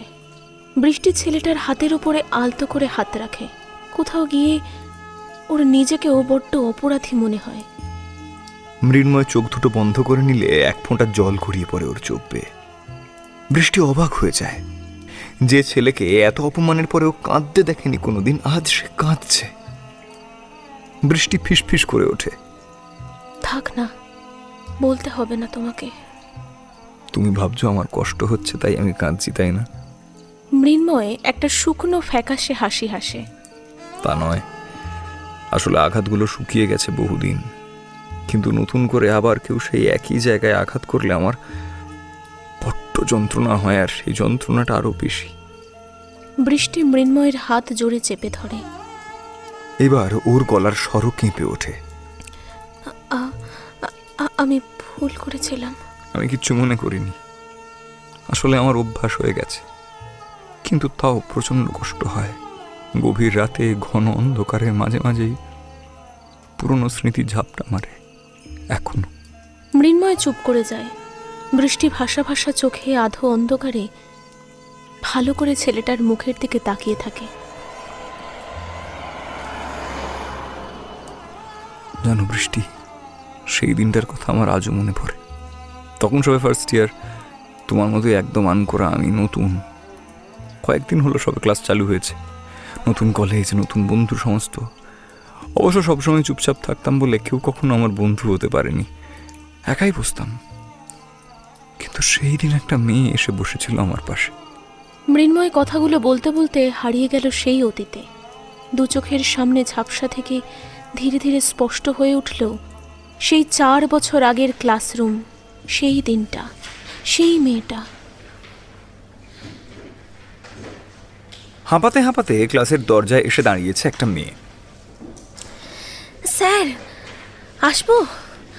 মন দিয়ে পড়া বোঝার সময় এইরকম ডিস্টার্বে স্যার বিরক্ত না হলেও মৃন্ময় প্রচণ্ড বিরক্ত হলো। ভ্রু কুঁচকে চোখ সরু করে দরজার দিকে তাকাতেই মনে জমে থাকা বিরক্তিটা কোথায় যেন নিমেষে ধোঁয়া হয়ে উবে গেল। চোখে মুখে ছড়িয়ে পড়ল একরাশ মুগ্ধতা। জিন্স টপ পরা, কাঁধ অবধি খোলা ভেজা চুল, কপালে গালে জলের ফোঁটার সাথে মিশে রয়েছে ঘামের লবণাক্ত বিন্দু। কি স্নিগ্ধ লাগছে মেয়েটাকে। ওই ব্যাগটা সরাবি, বসবো। মেয়েটা ততক্ষণে মৃন্ময়ের সামনে এসে দাঁড়িয়েছে। আর কোথাও জায়গা নেই রে। মুগ্ধতার ঘোর ভেঙে বেরিয়ে আসে মৃন্ময়। মেয়েটার কথায় ক্লাসের চারিদিকে একবার চোখ বুলিয়ে নেয়। আজই ক্লাসের সমস্ত বেঞ্চ ভর্তি থাকতে হলো, কই অন্যদিন তেমন হয় না। মনে মনে কথাগুলো আওড়ে মৃন্ময় ব্যাগটা সরিয়ে নিয়ে নিজে একটু সরে এসে মেয়েটাকে বসতে দেয়। একটু আগে চোখে মুখে থাকা মুগ্ধতা নিমেষে লুকিয়ে ফেলতে সক্ষম ছেলেটা। Thank you. মেয়েটা মিষ্টি হেসে বসে পড়ে। চোখ দুটো ব্ল্যাকবোর্ডে আটকে থাকলেও মনটা পাশের মেয়েটার দিকে বারবার চলে যাচ্ছে মৃন্ময়ের। একটা সুন্দর মিঠে মেইলি পারফিউমের গন্ধ ভেসে আসছে মেয়েটার শরীর থেকে। কেমন যেন নেশা ধরে যাচ্ছে। সেই প্রথম একটা ভালো লাগার অনুভূতি মনের ভিতর চাকার দিয়ে ওঠে ওর। কিন্তু তাও সেটা কাটিয়ে উঠে গাঝারা দিয়ে বসেও। কিন্তু মন যে বড্ড বেহায়া, চোখ দুটো না চাইতেও বারবার মেয়েটার দিকে চলে যাচ্ছে। একটু ঝুঁকে খাতার প্রথম পাতায় চোখ পড়তেই নজরে এলো মার্কারে বড় বড় করে লেখা মেয়েটার নাম, রিক্তা। ক্লাস শেষে স্যার বেরিয়ে যাবার পর রিক্তা কিছুটা সরে এলো মৃন্ময়ের কাছে। নিচু গলায় হালকা হাসি মাখানো সুরে ফিসফিসিয়ে বলে উঠল, দেখতে হলে ভালো করে দেখ। হ্যাঁ, আমি জানি আমি সুন্দরী, কিন্তু লুকিয়ে দেখার কিছু নেই। চমকে উঠল মৃন্ময়। মেয়েটা তার মানে লক্ষ্য করেছে। এক ঝলক মেয়েটার দিকে তাকিয়ে সাথে সাথেই মুখটা ঘুরিয়ে নিল ও। লজ্জায় কানের পাতা গরম হয়ে উঠেছে। এই রিক্তা, পিছন থেকে একটা ছেলের গলার স্বর শুনে ঘুরে তাকায় রিক্তা। এখানে আয়। রিক্তা ব্যাগ নিয়ে মৃন্ময়ের পাশ থেকে উঠে চলে গিয়েও আবার ফিরে আসে। মৃন্ময়ের দিকে তাকিয়ে ও বলে ওঠে, এত চুপচাপ থাকিস কেন? একটু তো কথা বলতে পারিস, মিশতে পারিস তো আমাদের সাথে। কথাগুলো বলেই রিক্তা চলে যায় পিছনে। মৃন্ময় মুখ ঘুরিয়ে অবাক চোখে চেয়ে থাকে মেয়েটার দিকে। মেয়েটা ততক্ষণে অনিকের পাশে নিজের জায়গা করে নিয়েছে। এরপর থেকেই একটু একটু করে বদলাতে থাকে মৃন্ময়। বাড়ির বাইরে চুপচাপ থাকা ছেলেটা সবার সাথে মিশতে শুরু করলো, যার ফলে তার প্রভাব পড়ল ও রোজকার ব্যবহারে। আরও যেন প্রাণ খোলা, হাসি খুশি হতে শুরু করলো ধীরে ধীরে। বন্ধুত্ব তৈরি হলো রিক্তার সাথে। মেয়েটার ওই কথাটাই তো ওকে ইন্ট্রোভার্ট থেকে সবার সাথে মিশতে বাধ্য করেছে। তবে অনিকের কেমন যেন চক্ষু শুল ছিল মৃন্ময়। উপরে মিষ্টি ব্যবহার করলেও মাঝে মাঝে ঠেস দিয়ে কথা বলতে ও ছাড়ত না। সবই বুঝতে পারত মৃন্ময়, রিক্তাও বুঝতো খানিকটা। তবে কেউই কোনোদিন এর প্রতিবাদ করেনি। রিক্তাও রুখে দাঁড়ায়নি, আর মৃন্ময়ও মুখ ফুটে কিছু বলেনি কোনোদিন। সহজ সরল বোকা ছেলেটা মুখ বুজে হাসি মুখে সবটা সহ্য করে নিত। সময় পেরিয়ে যায় নিজের মতো। ধীরে ধীরে গভীর হতে থাকে রিক্তার সাথে মৃন্ময়ের বন্ধুত্ব। একের পর এক খোলা পাতার মতো নিজেকে মেলতে শুরু করে মৃন্ময়। বন্ধুর সামনে কিসের লজ্জা, কিন্তু ওদের ওই বন্ধুত্বই দিন দিন দৃষ্টিকটু হয়ে উঠতে থাকে অনিকের কাছে। কেমন যেন সহ্যই হতো না ওর মৃন্ময়কে। বড়লোক বাড়ির ছেলে হয়েও কিরকম একটা চিপ মেন্টালিটি। ক্যাফেতে গিয়ে 100 টাকার 1 কাপ কফির বদলে রাস্তার দোকানে 10 টাকা ভাঁড়ের চা ওর খুব প্রিয়। মানে এটা কিরকম? হ্যাঁ, আজ পর্যন্ত বন্ধুত্বের খাতিরও কিছু করেছো আমাদের জন্য? রিক্তাকে কথাগুলো বলেই বিরক্তিতে মুখ কুঁচকায় অনিক। রিক্তা ভ্রু কুঁচকে খানিক ভেবে কিছু বলতে গিয়েও চুপ করে যায়। চোখের কোণ দিয়ে দেখতে পায় মৃন্ময় আসছে ওদের দিকেই। আরে ছাড় না, যে যেটাতে সন্তুষ্ট থাকে।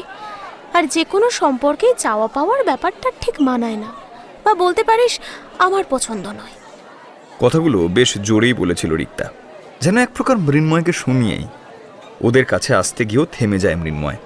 বেশ বুঝতে পারে ওর ব্যাপারেই কথা হচ্ছে, কিন্তু অবাক হওয়ার বদলে একটা হাসির রেখা ফুটে ওঠে ওর ঠোঁটে। অনেক রিক্তার কথাগুলো শুনে অবাক না হয়ে পারে না। এত বছরের বন্ধুত্বে এই প্রথম কথা বলল এমন রিক্তা। কিন্তু অনিকের চোখ সামনে যেতেই মেয়েটার ভুল বদলের আসল কারণ ও বুঝতে পারল। ততক্ষণে মৃন্ময় এসে দাঁড়িয়েছে ওদের সামনে। দুজনেই হালকা হেসে যেন অপেক্ষা করল কিছুর। ইদানিং অনিকের সাথে রিক্তাকে মিশতে দেখলে কেমন যেন হয় মৃন্ময়ের। প্রচণ্ড রাগ হয়। ততদিনে মনের ভিতরে থাকা ভালো লাগাটার সংজ্ঞাটা যে ভালোবাসায় পরিণত হয়েছে তা বেশ বুঝতে পারেও। তাই তো এই রাগ, অভিমান, এই হারানোর ভয়। ক্লাসে ঢুকতে গিয়ে আজও রিক্তা আর অনিককে অনেকটা কাছাকাছি দেখে রাগে হাতের মুঠি পাকিয়ে আসে মৃন্ময়ের। চোয়াল শক্ত করে মুখটা অন্যদিকে ঘুরিয়ে নেয় ও। ব্যাপারটা বন্ধু হিসেবে দেখলে জিনিসটা নর্মাল মনে হলেও ভালোবাসার মানুষ হিসেবে দেখলে মানতে একটু অসুবিধা হয় বই কি। রিক্তা যদিও মৃন্ময়ের অনুভূতির কথা স্পষ্ট করে জানে না, তবু একটা মেয়ের পক্ষে বুঝে নেওয়াটা অসম্ভব কিছু নয়। মৃন্ময়ের কেন যেন মনে হয় মেয়েটা সব বোঝে, কিন্তু বুঝেও না বোঝার ভান করে থাকে। ক্লাসে ঢুকে আর ওদের কাছে না গিয়ে একদম প্রথমের বেঞ্চে গিয়ে মৃন্ময় বসে। দূর থেকে রিক্তা তা দেখলেও স্যার চলে আসায় কিছু করে উঠতে পারে না। ক্লাস চলাকালীন আজ একবারও পিছন ফিরে তাকায়নি মৃন্ময়। রিক্তা বুঝতে পারে কিছু একটা হয়েছে ওর। বড্ড অস্থির লাগছে ওর নিজেরই।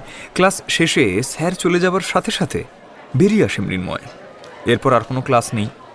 দূর থেকে মৃন্ময়কে বেরিয়ে যেতে দেখে রিক্তাও বেরিয়ে আসতে গেলে বাধা দেয় অনিক। পাগল তুই, কোথায় যাচ্ছিস এখন? মৃন্ময়ের কাছে। রিক্তা। রিক্তা বেরিয়ে আসতে গেলে অনিক ওর হাত টেনে ধরে। যে যাচ্ছে তাকে যেতে দে, আটকাস না।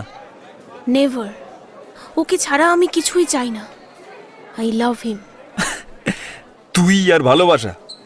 অনিকের গলায় তীব্র ভৎসনার সুর শুনে থেমে যায় রিক্তা। তোকে আমার থেকে ভালো কেউ চেনে না, জানিস তো।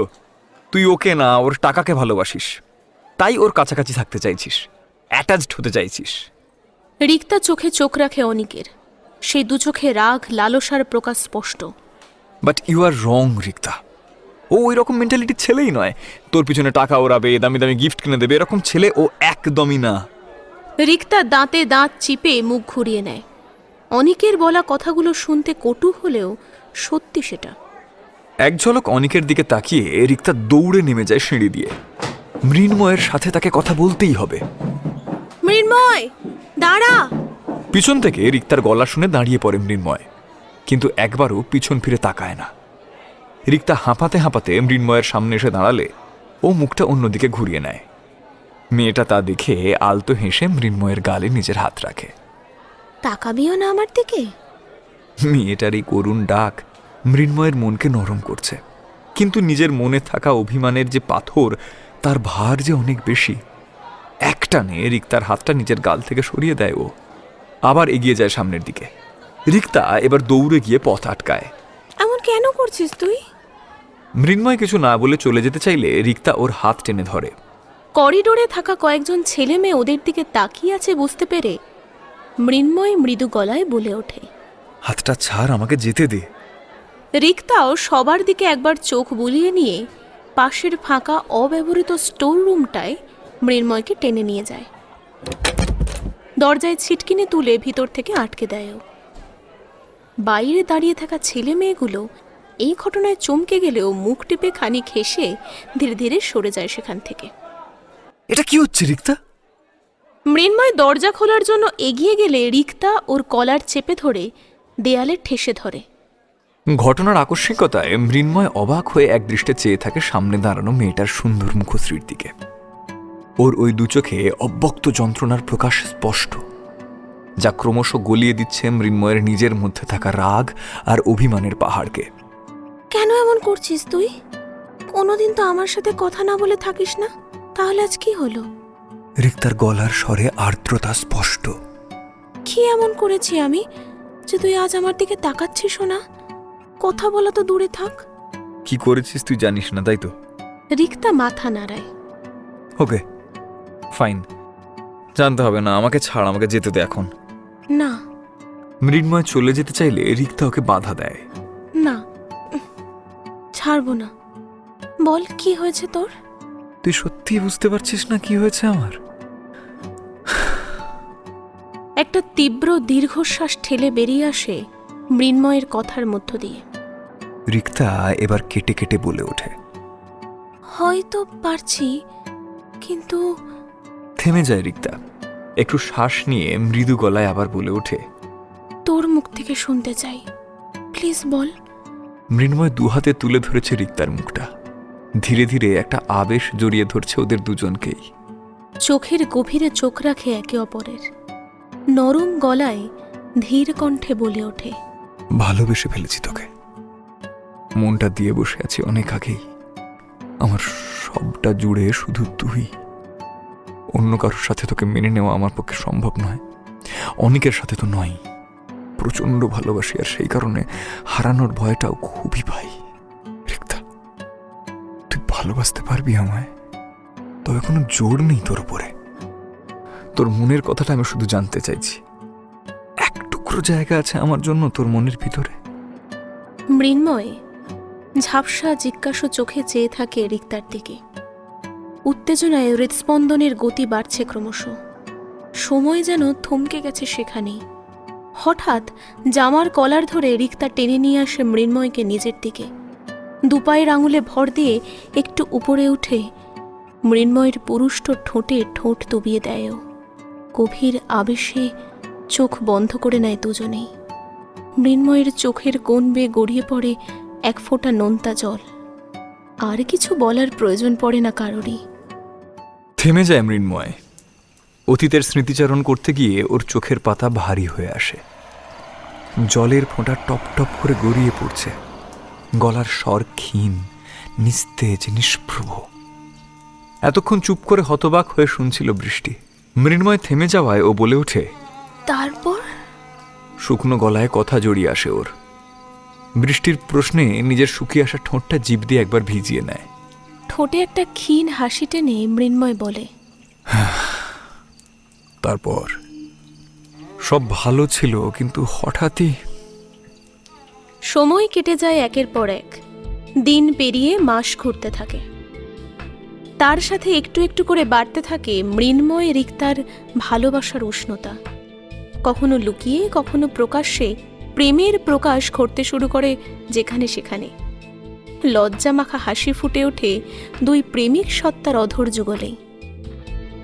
অনিকের ব্যবহারও একটু একটু করে বদলাতে থাকে। মৃন্ময়কে আগের মতোই পছন্দ না করলেও ঠেস দিয়ে কথা বলা বা খারাপ ব্যবহার করে নাও। রিক্তা বারণ করেছে যে দুজনেরই মনের বাক্সে জমা হতে থাকে স্মৃতির টুকরো, খুশির হাজারো মুহূর্ত। কিন্তু তারই মধ্যে কোথাও যেন একটা ছিদ্র থেকে গেছে, যেটা তাদের দুজনের কেউই জানত না। মৃন্ময়ের মনে ভালোবাসার অফুরন্ত ভাণ্ডার জমা হলেও অন্যজনের মনের ভিতর তৈরি হওয়া সেই ছিদ্র ভেদ করে ওর সমস্ত ভালোবাসা, সমস্ত স্মৃতি বেরিয়ে গেছে, তার আঁচটুকু মৃন্ময় বুঝতে পারেনি। আগের দিন বৃষ্টিতে ভিজে বড্ড জ্বর এসেছে আজ মৃন্ময়ের। তার উপর ব্যালকনিতে ঘুমিয়ে পড়ায় ভোরের ঠান্ডা হাওয়া গায়ে লেগেছে। কিন্তু তাও সব বাধা, শারীরিক কষ্ট উপেক্ষা করে মুখে এক চিলতে হাসি মেখে নিজের গিটারটা কাঁধে নিয়ে রওনা দিল কলেজের উদ্দেশ্যে। আজ ফ্রেশার্স পার্টি আছে সেখানে। বাবার বিজনেস থ্রু দিয়ে হোক বা অন্য কিছু, কখনোই কোনো রকমের পার্টি পছন্দ করে না মৃন্ময়। আজও করছে না, কিন্তু যেতে ওকে হবেই, কারণ মেয়েটাকেও কথা দিয়ে ফেলেছে, সাথে ওকে গানও করতে হবে। তাই 2 বছর আগে শেখা গিটারটা নিয়ে কাল সন্ধ্যে থেকেও বসেছিল। হাত ঠিকই আছে, কিন্তু জ্বরের জন্য শরীরটা ভালো নেই, গলাটা ওর খারাপ, এই যা। কলেজে পা রাখতেই একটা আলাদা শিহরণ বয়ে গেল ওর শরীর জুড়ে।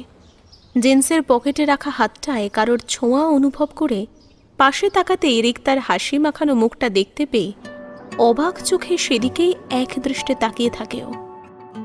সময় যেন সেখানেই থমকে গেছে। কে এই মেয়েটা? চেনার আদলে গড়া অচেনা এক নারীর প্রতিচ্ছবি। এইভাবে রিক্তাকে ও আগে কখনোই দেখেনি।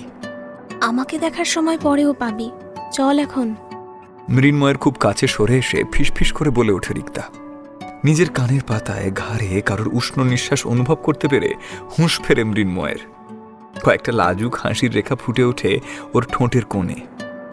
পাশে পার্টির ডেকোরেশনের জন্য রাখা টাটকা লাল গোলাপের দিকে হঠাৎই চোখ যায় মৃন্ময়ের। সেদিকে এগিয়ে গিয়ে একটা ফুল নিয়ে এসে গুঁজে দেয় রিক্তার চুলে। মৃন্ময়ের এই কাজে মেয়েটার মুখটা খানিকটা বিকৃত হয়ে থাকলেও একটা আলতো মেকি হাসি সুনিপুণ দক্ষতার সাথে ফুটিয়ে তোলে ওর ঠোঁটের ভাঁজে। লাল গোলাপ, ভালোবাসার প্রতীক। মৃন্ময় পিছন থেকেই রিক্তার কানের পাশের খোলা চুলগুলো গুঁজে দিয়ে ফিসফিস করে ওঠে।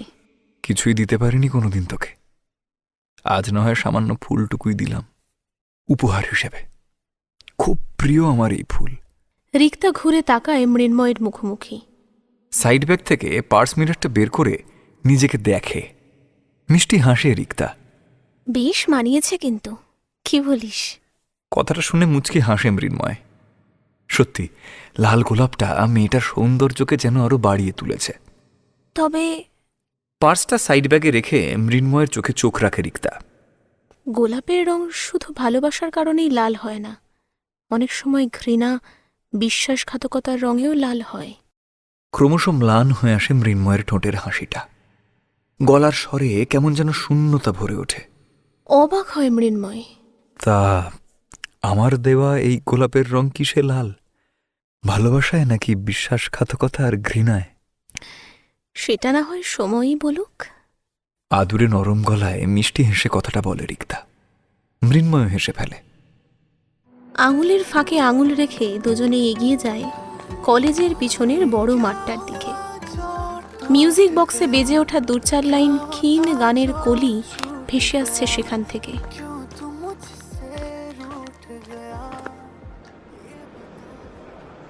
বেশ অনেকটা সময় পেরিয়ে গিয়েছে মাঝখান থেকে। মৃন্ময়ের গানও অনেক আগেই শেষ হয়ে গিয়েছে। এখন ব্যান্ডের গান শুরু হবে, তারই প্রস্তুতি চলছে স্টেজে। রিক্তাকে এক হাতে জড়িয়ে রেখে ওর পাশে বসে আছে মৃন্ময়। দুজনের ঠোঁটেই একটা চাপা হাসি খেলে বেড়াচ্ছে।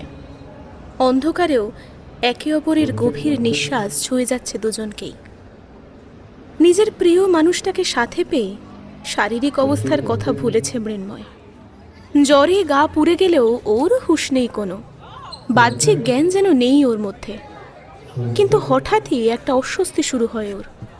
রিক্তাকে ছেড়ে দিয়ে নিজের গায়ে থাকা শার্টের ওপরের দুটো বোতাম খুলে দেয় ও।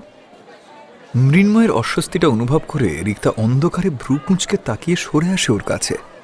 কি হলো তোর? এমন করছিস কেন? কোনো প্রবলেম হচ্ছে? না, কিছু না। মৃন্ময় খানিকটা জোর করেই হাসে। আমি একটু ওয়াশরুম থেকে আসছি।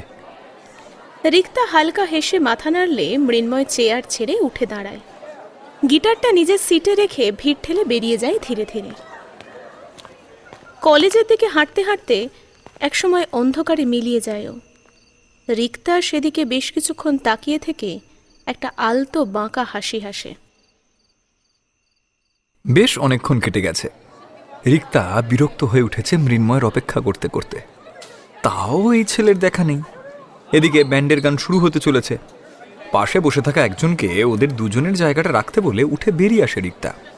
ওর মুখের ভাবে বিরক্তির থেকেও রাগের পরিমাণটা বেশি স্পষ্ট। একটা চাপা ভয়ও যে ওর মনের মধ্যে কাজ করছে না এমনটা নয়। মৃন্ময়কে যেদিকে যেতে দেখেছিল সেই দিকেই এগিয়ে যায় রিক্তা। সামনেই কলেজের মেন ক্যাম্পাস। এদিক ওদিক তাকিয়েও কিছু নজরে পড়ল না ওর। শুধু এই সামনের কলেজ আর পিছনের মাঠ সংলগ্ন গেটটায় দুজন সিকিউরিটি দাঁড়িয়ে আছে। রিক্তা এগিয়ে যায় ওনাদের দিকে। কিছু বলবে? হ্যাঁ কাকু, আচ্ছা এখান দিয়ে কোনো ছেলেকে কলেজের দিকে যেতে দেখেছেন? কতজনই তো যাওয়া আসা করছে। এবার কি করে বলি তুমি কার কথা বলছো বলো দেখি। একটু লম্বা, রোগা করে। রিক্তা ওনাকে যতটা সম্ভব বর্ণনা দিয়ে বোঝাতে চেষ্টা করে, কিন্তু গার্ডরা কেউই কিছু বুঝতে পারে না। আচ্ছা, কাছাকাছি কোনো ওয়াশরুম আছে? হ্যাঁ সেটা আছে, ওই সামনে গিয়ে ডান দিকে মর্গের পাশে। ওকে। রিক্তা এগিয়ে যায় সামনের দিকে। গার্ডদের বলে দেওয়া কথা মতো মর্গের ঠিক পাশেই একটা জেনারেল ওয়াশরুম দেখতে পায়। আর 7-5 না ভেবেই ভেজানো দরজা ঠেলে ও ঢুকে পড়ে সেখানে। আর ভিতরে ঢুকেই সামনের দৃশ্যটা দেখে ও আঁতকে ওঠে। মৃন্ময়! ছুটে যায় রিক্তা। সামনে মেঝেতে অজ্ঞান হয়ে পড়ে রয়েছে ছেলেটা। ভয় খানিকটা কেঁপে ওঠে রিক্তা। গায়ে হাত দিয়ে বোঝে প্রচণ্ড জ্বর, সারা গা পুড়ে যাচ্ছে শরীরের অতিরিক্ত তাপে। লাল হয়ে উঠেছে কানের পাতা, নাক, গাল। কি করবে বুঝতে না পেরে রিক্তা ফোন করে অনিককে। তাড়াতাড়ি মর্গের পাশের ওয়াশরুমটায় আয়, দরকার আছে। পার্টির অনুষ্ঠানেই অনিক ছিল। মেয়েটার ফোন পেয়ে দ্রুত পায়ে ওখানে চলে আসে ও। মৃন্ময়কে ওইভাবে পড়ে থাকতে দেখে চাপা গলায় চেঁচিয়ে ওঠেও। কি হয়েছে ওর? তুই কি করেছিস ওর সাথে? আরে ধুর, আমি কি করব? ওর প্রচন্ড জ্বর। তুই গাড়িটা বের কর, ওকে আমার বাড়ি নিয়ে যেতে হবে। মানে? রিক্তার কথায় প্রচন্ড অবাক হয় অনিক। তুই ওকে তোর বাড়ি নিয়ে গিয়ে কি করবি? ওকে এক্ষুনি ডক্টর দেখানো উচিত। হ্যাঁ তাই দেখাবো, কিন্তু সেটা আমার বাড়ি নিয়ে যাওয়ার পর। রিক্তা মৃন্ময়ের দিকে আর চোখে একবার তাকায়। আমাদের ফ্যামিলির যে জেনারেল ফিজিশিয়ান আছে তাকে দেখাবো। এমনিতেই এখানে এই অনুষ্ঠানের মধ্যে মনে হয় না ডক্টর পাওয়া যাবে। ভ্রু কুঁচকে রিক্তার দিকে একটু সন্দেহের চোখে তাকায় অনিক। আগের রিক্তার সাথে এই মেয়েটাকে কেমন যেন মেলাতে পারছে না ও। এই রিক্তাকে যেন অচেনা লাগছে খুব। অনিককে নিজের দিকে এমনভাবে তাকিয়ে থাকতে দেখে একটু বিরক্তই হলো রিক্তা। আরে তুই এখনো দাঁড়িয়ে আছিস? আর বললাম না তাড়াতাড়ি কর। হ্যাঁ আচ্ছা, আমি যাচ্ছি। অনিক বেরিয়ে যেতে গিয়েও থেমে যায় রিক্তার আওয়াজ পেয়ে। কি হলো?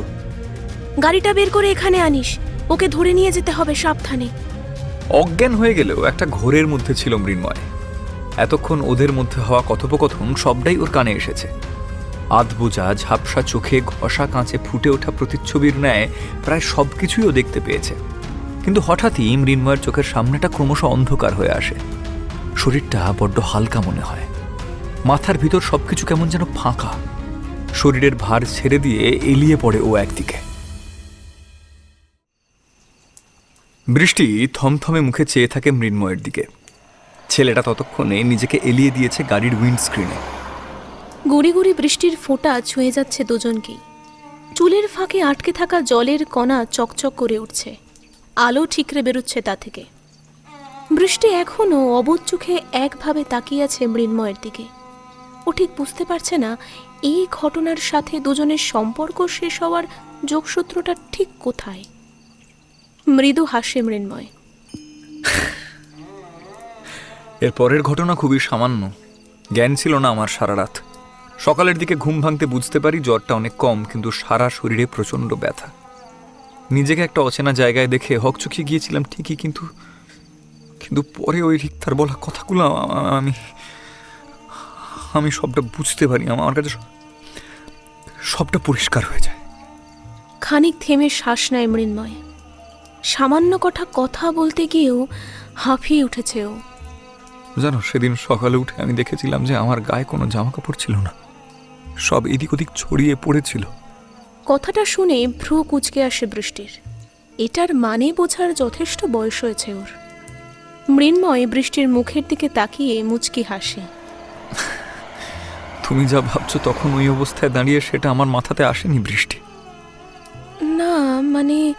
মৃন্ময়ের মুখে এমন কথা শুনে বৃষ্টি অপ্রস্তুতে পড়ে যায়। আমতা আমতা করে মুখ ঘুরিয়ে নেয় ও। স্বাভাবিক, কিন্তু তার মধ্যেও একটা অস্বাভাবিক কিছু ছিল। বৃষ্টি আবার তাকায় মৃন্ময়ের দিকে। সেদিন সারা বাড়িতে আমি কোথাও রিক্তাকে খুঁজে পাইনি। অনেক ডেকেছিলাম, শরীর তখনও ভালো নয়, জ্বরটা আবার একটু একটু করে বাড়ছে আমি বুঝতে পারছিলাম। তাই নিজে কতটা প্রেশার না দিয়ে আমি সোজা বাড়ি ফিরে আসি। কিন্তু আমি এখনো এটা বুঝতে পারলাম না যে তোমাদের সম্পর্ক শেষ হওয়ার কারণ কি।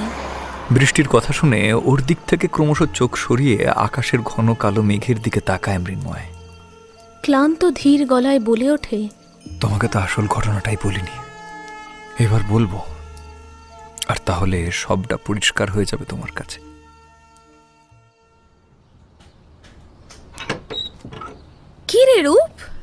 দরজা খুলেই ইন্দিরা এক প্রকার চমকে চেঁচিয়ে ওঠে মৃন্ময়কে দেখে।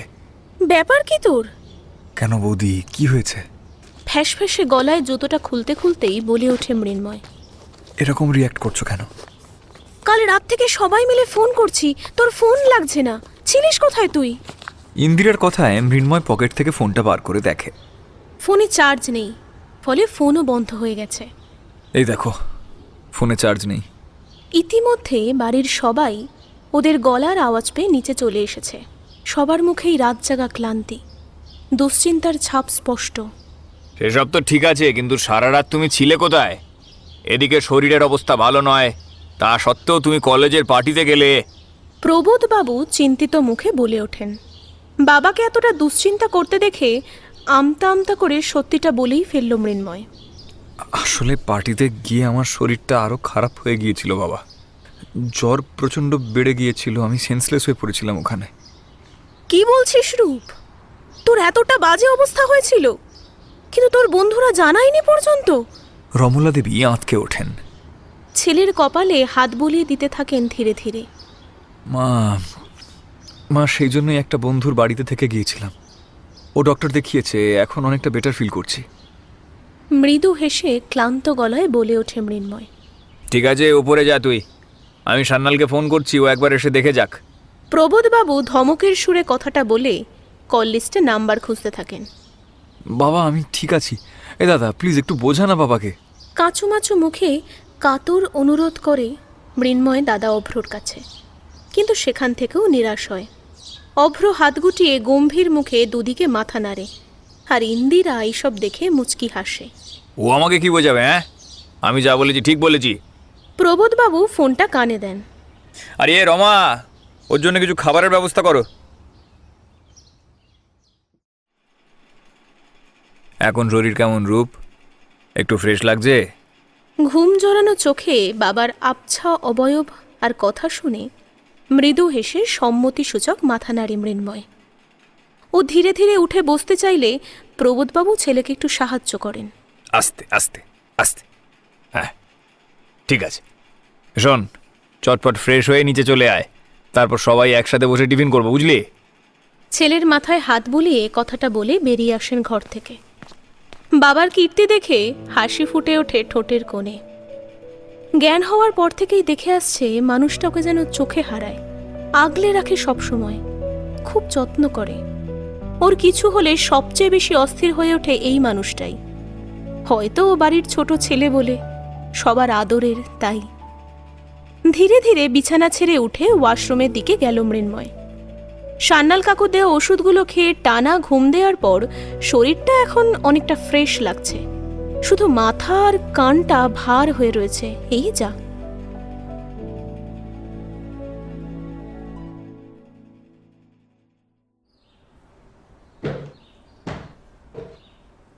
সাবধানে সাবধানে আয়। সিঁড়ি দিয়ে নামতেই বাবার সতর্ক বাণী কানে এলো মৃন্ময়ের। সাথে কানে এলো মায়ের বকুনিও। উফ, তোমার ছেলেটা বড় হয়েছে, বাচ্চা নেই আর। ওকে ওর জিনিসটা বুঝতে দাও, না হলে কিছুই বুঝবে না।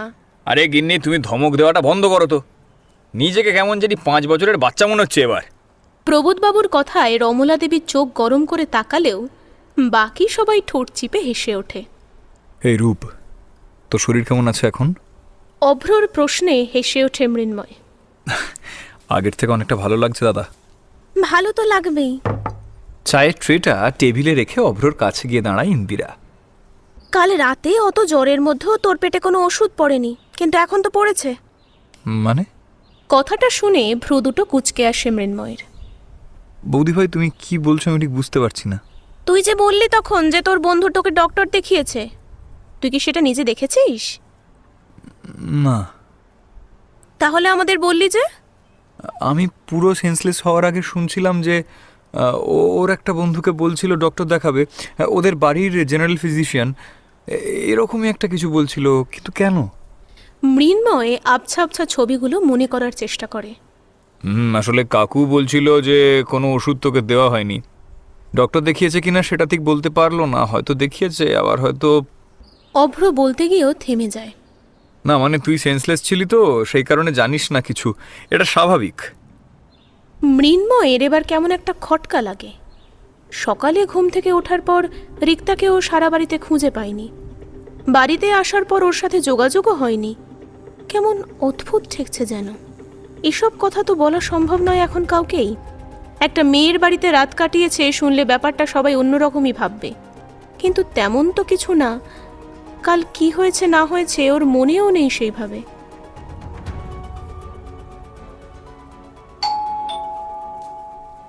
হঠাৎ কলিং বেল বাজার শব্দে ভাবনার জগৎ থেকে বেরিয়ে আসে মৃন্ময়।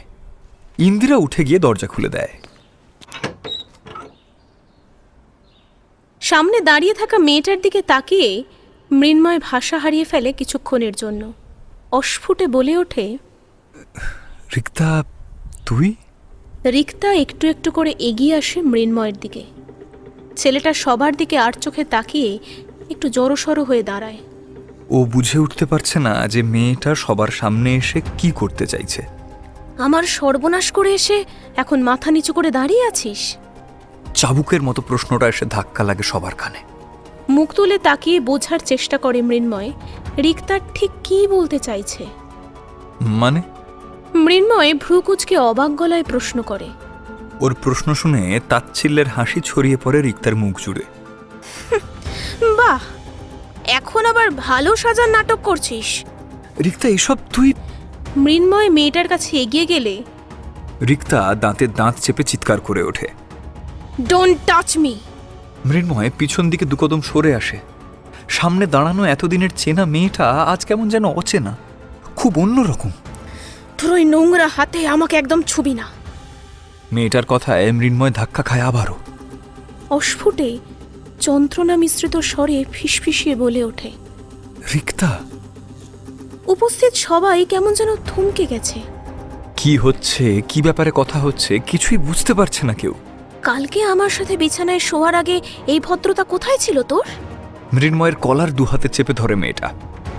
যখন আমার অসহায়তার সুযোগ নিয়ে আমার সম্মান নষ্ট করলি, রেপ করলি আমায়, তখন এসব ভালো মানুষই কোথায় ছিল? এই মেয়ে, কি সব বলছো তুমি? রূপের কে হও তুমি?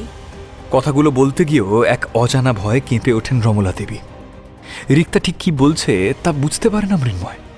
সেইটা আরো স্পষ্ট করে বোঝার জন্য চোখে চোখ রাখে রিক্তার, কিন্তু না, এতদিন যে দু চোখে ভালোবাসা ছিল আজ সেখানে স্থান পেয়েছে ক্ষোভ। ভালোবাসার লেশমাত্র নেই সেখানে। যা বলছি একদম ঠিক বলছি। রিক্তার স্বর কেমন যেন হিংস্র। আর আমি কে হই সেটা আপনারা ওকেই জিজ্ঞেস করুন। রূপ, কে হয় ও? ঠোঁট কামড়ে ধরে মৃন্ময়। এইবার ওকে সত্যিটা বলতেই হবে। মায়ের চোখে চোখ রাখতে পারে না ও। মাথা নিচু করে আমতা আমতা করতে থাকে। মা, আসলে ও আমার, মানে আমি ওকে। আমরা ভালো বন্ধু, একে অপরের বেস্ট ফ্রেন্ড। বন্ধু? মৃন্ময় তাকায় রিক্তার দিকে, কিন্তু ওকে দেখে মনেই হচ্ছে না মিথ্যে কথাগুলো বলার জন্য ওর মনে কোনো অনুশোচনা আছে। ভাই, তুই যে বলছিলি তুই কোনো বন্ধুর বাড়িতে গিয়েছিলি, তা এই তোর সেই বন্ধু? অভ্রর প্রশ্নের কোনো জবাব দেয় না মৃন্ময়। কেমন একটা ঘোরের মধ্যে রয়েছে যেন। মৃন্ময়কে নিজের দিকে তাকিয়ে থাকতে দেখে একটু থতমত খায় রিক্তা, কিন্তু মুহূর্তে নিজেকে সামলে নিয়ে দৃঢ় গলায় বলে ওঠে, হ্যাঁ, আমি সে।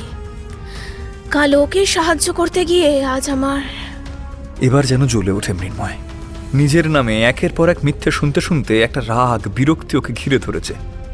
রিক্তার কনুইটা চেপে টেনে ধরে নিজের সামনে নিয়ে আসেও তীক্ষ্ণ অথচ গম্ভীর গলায় বলে ওঠে, তুই মিথ্যে কথা বলছিস কেন?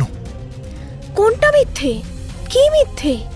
আমি যে মিথ্যে বলছি তার কোনো প্রমাণ আছে তোর কাছে? রিক্তা আজ যেন মিথ্যেটাকে সত্যি বানাতে মরিয়া হয়ে উঠেছে। মৃন্ময় চুপ করে যায়। সত্যি ওর কাছে এমন কিছু নেই যেটা দিয়ে ও জোর গলায় বলতে পারে যে এই মেয়েটা যা অভিযোগ করছে ওর নামে সমস্তটা মিথ্যে। কি রে, বল। রিক্তা একবার মৃন্ময়ের ম্লান হয়ে আসা মুখের দিকে তাকিয়ে বাঁকা হাসে।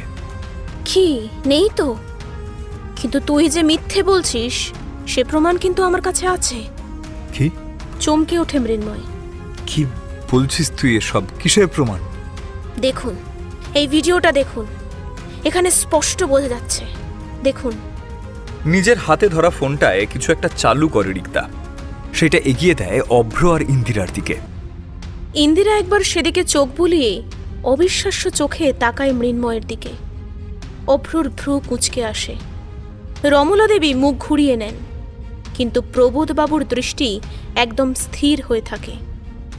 মৃন্ময় সবার প্রতিক্রিয়া দেখে একটু অবাক হয়। রিক্তার হাত থেকে ফোনটা কেড়ে নেয়। কিছুক্ষণ সেখানে চলা ভিডিওর দিকে একভাবে তাকিয়ে থেকে বলে ওঠে, এটা মিথ্যে, এই পুরো ভিডিওটা নকল।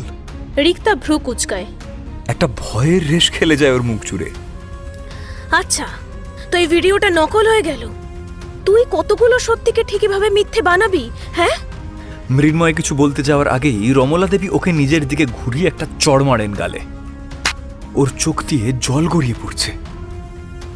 তোর মতো ছেলেকে আমি পেটে ধরেছি? আমার ভাবতে ঘেন্না করছে। ছি!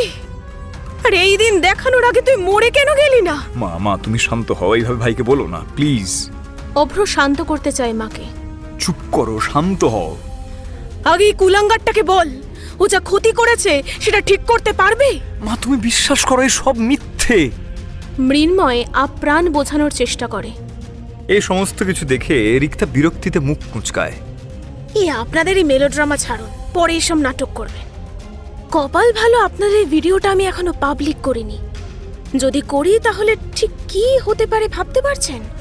না এরকমটা করো না, আমি হাত জোর করছি তোমার কাছে। বাবা চুপ! চাপা স্বরে চেঁচিয়ে ওঠেন প্রবোধবাবু। একদম বাবা বলে ডাকবে না তুমি আমাকে।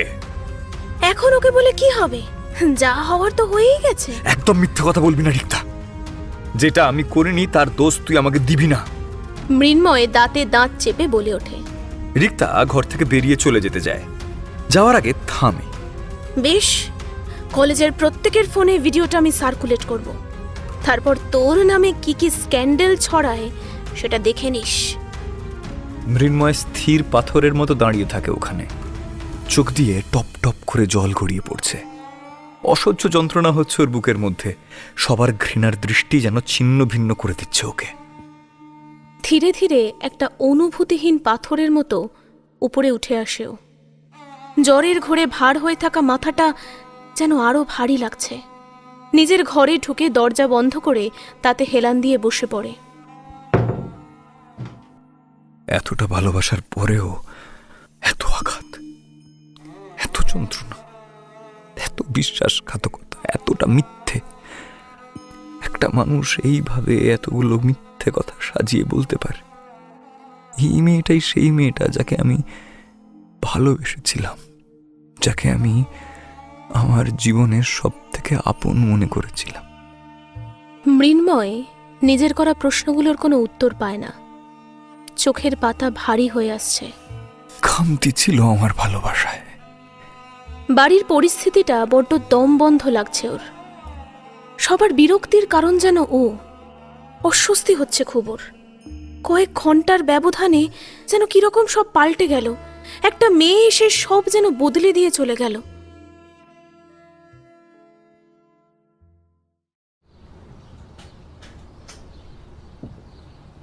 কলেজ গ্রাউন্ডে একটা সিমেন্ট পাথানো বেদির উপর বসে দুহাতে মুখ ঢেকে নিয়েছে মৃন্ময়। এসে থেকে কানাঘুষো অনেক নোংরা কথাই ওর কানে এসেছে, কিন্তু সেসবে ও পাত্তা দেয়নি। পকেটে থাকা ফোনটা ভাইব্রেট করে উঠতেই ও দেখলো হোম স্ক্রিনে বড় বড় করে বৌদি ভাই শো করছে, কিন্তু কলটা কেটে দিয়ে আবার ফোনটা ঢুকিয়ে রেখে দেয়। তোর গিটারটা। সামনে থেকে কথাটা শুনে মুখ তুলে সেদিকে তাকায় মৃন্ময়। কিন্তু রিক্তাকে দাঁড়িয়ে থাকতে দেখে সাথে সাথে একটা তাচ্ছিল্যের হাসি খেলে যায় ওর ঠোঁটে। আমার মনে হয় না শুধু গিটারটা ফেরত দেওয়ার জন্য তুই এখানে এসেছিস। তোর সেন্স দিন দিন যে আরো বাড়ছে। গুড। রিক্তা গিটারটা পাশে হেলান দিয়ে রাখে। তুই যে এখনো এখানে থাকবি এটা আমি ভাবতেই পারিনি। কলেজে সবাই যা বলা বলি করছে, তোর জায়গায় আমি হলে তো লজ্জায় মুখ লুকাতাম। কিন্তু তোকে দেখ, এখনো নির্লজ্জ বেহারায়ের মতো এখানেই দাঁড়িয়ে আছিস। রিক্তার কথা বলার ধরন দেখে গা জ্বলে ওঠে মৃন্ময়ের। দাঁতে দাঁত চেপে একটা মৃদু হাসি হেসে বলে ওঠে, এই জন্যই তুই আর আমি এক নই, বুঝেছিস? আর হ্যাঁ, কি যেন বললি, নির্লজ্জ বেহায়া। ঠিক, তুই আমাকে এরকম হতে শিখিয়েছিস। তোর তো খুব আত্মবিশ্বাস নিজের ওপরে, তাই না? একটা বাঁকা হাসি হাসে রিক্তা। বেশ, তাহলে শুনে নে সত্যিটা ঠিক কি। রিক্তা এগিয়ে আসে কিছুটা। মৃন্ময়ের একদম গা ঘেঁষে দাঁড়ায় ও। কানের কাছে মুখ নিয়ে গিয়ে ফিস করে ওঠে। তুই একদম ঠিক বুঝেছিস, ভিডিওটা ফেক। ওটা আমার আর আমার বয়ফ্রেন্ডের ভিডিও। তোর মুখ, বডি শেপ সব এডিট করা। টলে ওঠে মৃন্ময়ের গোটা শরীর। ও অবিশ্বাসের চোখে তাকায় রিক্তার দিকে। মেয়েটা তখনও ঠোঁট চেপে বাঁকা হাসি হাসছে। মৃন্ময়কে নিজের দিকে ওইভাবে তাকিয়ে থাকতে দেখে রিক্তা ভ্রু উঁচিয়ে জিজ্ঞাসা করে, কি রে, কেমন লাগলো কথাটা শুনে? বেশ ভালো না? একটা থ্রিলিং ব্যাপার আছে না? কি বলিস? কেন করলি এরকম? একটু থেমে পরক্ষণেই আবার চেঁচিয়ে ওঠে মৃন্ময়। আমি তো তোকে ভালোবেসেছিলাম সবটা দিয়ে। তুই বল, কেন করলি এরকমটা বল। পাশে পড়ে থাকা ভাঙা চেয়ারটায় জোরে একটা লাথি মারে মৃন্ময়। সেটা ছিটকে কিছুটা দূরে সরে যায়। বল। আরে কুল কুল, এত হাইপার হচ্ছিস কেন? চিল বেব। রিক্তা মৃন্ময়ের গায়ে হাত ঠেকাতে এলে ও ঝটকা মেরে সরিয়ে দেয় সেটা। ওকে, বেশ, তোকে প্রথম থেকেই বলি। রিক্তা দুহাত ভাঁজ করে চোখে চোখ রাখে মৃন্ময়ের। আমি ভালোবাসি না তোকে, মানে মানুষকে ভালোবাসার মতো ইমোশন ন্যাকামিগুলো আমার ঠিক আসে না। আমি শুধু টাকাকে ভালোবাসি। তোর সাথেও আমি সম্পর্কটা সেই জন্যেই গড়ে তুলেছিলাম। বড়লোক বাপের একমাত্র ছেলে, সেও নিশ্চয়ই সেরকম হবে। কিন্তু না, কদিন মেশার পর দেখলাম তোর সেই মিডল ক্লাস লো কোয়ালিটির মানুষদের মতোই মেন্টালিটি। ততদিনে তো তুই আবার আমার প্রেমে হাবুডুবু খাচ্ছিস। তোর সেই ন্যাকামি মার্কা কথাবার্তাগুলো শুনে খুব বিরক্ত লাগতো আমার। তাও শুনতাম, যতই হোক একটা রিলেশনে আছি, সবাই সেটাই জানে। মৃন্ময়ের দু কানে যেন কেমন ধাপ ধরে আসছে। ওর বিশ্বাস করতে খুব কষ্ট হচ্ছে কথাগুলো। ঝাপসা চোখে ভ্রু কুঁচকে রিক্তার মুখের দিকে ভালো করেও দেখতে চাইছে, কিন্তু দেখে কিছুই বুঝে উঠতে পারছে না। কিছুদিন ধরে না আমার নিজের উপরেই বড্ড বিরক্ত লাগছিল। আমি আমার অন্য বয়ফ্রেন্ড খুঁজে নিয়েছিলাম, কিন্তু তোর সাথে বাজে ব্যবহার করার পরও তুই সেই শালা কুত্তার মতো আমার পিছন পিছন ঘুরছিলিস। কথাগুলো বলার সময় রিক্তার চোখে মুখে রাগ আর বিরক্তির একটা সংমিশ্রণ প্রকাশ পাচ্ছিল। মৃন্ময় কিছুক্ষণের জন্য থমকে যায়। হ্যাঁ, তো এরকম তো করছিল রিক্তা, কিছুদিন ধরে ইগনোর করছিল আমাকে।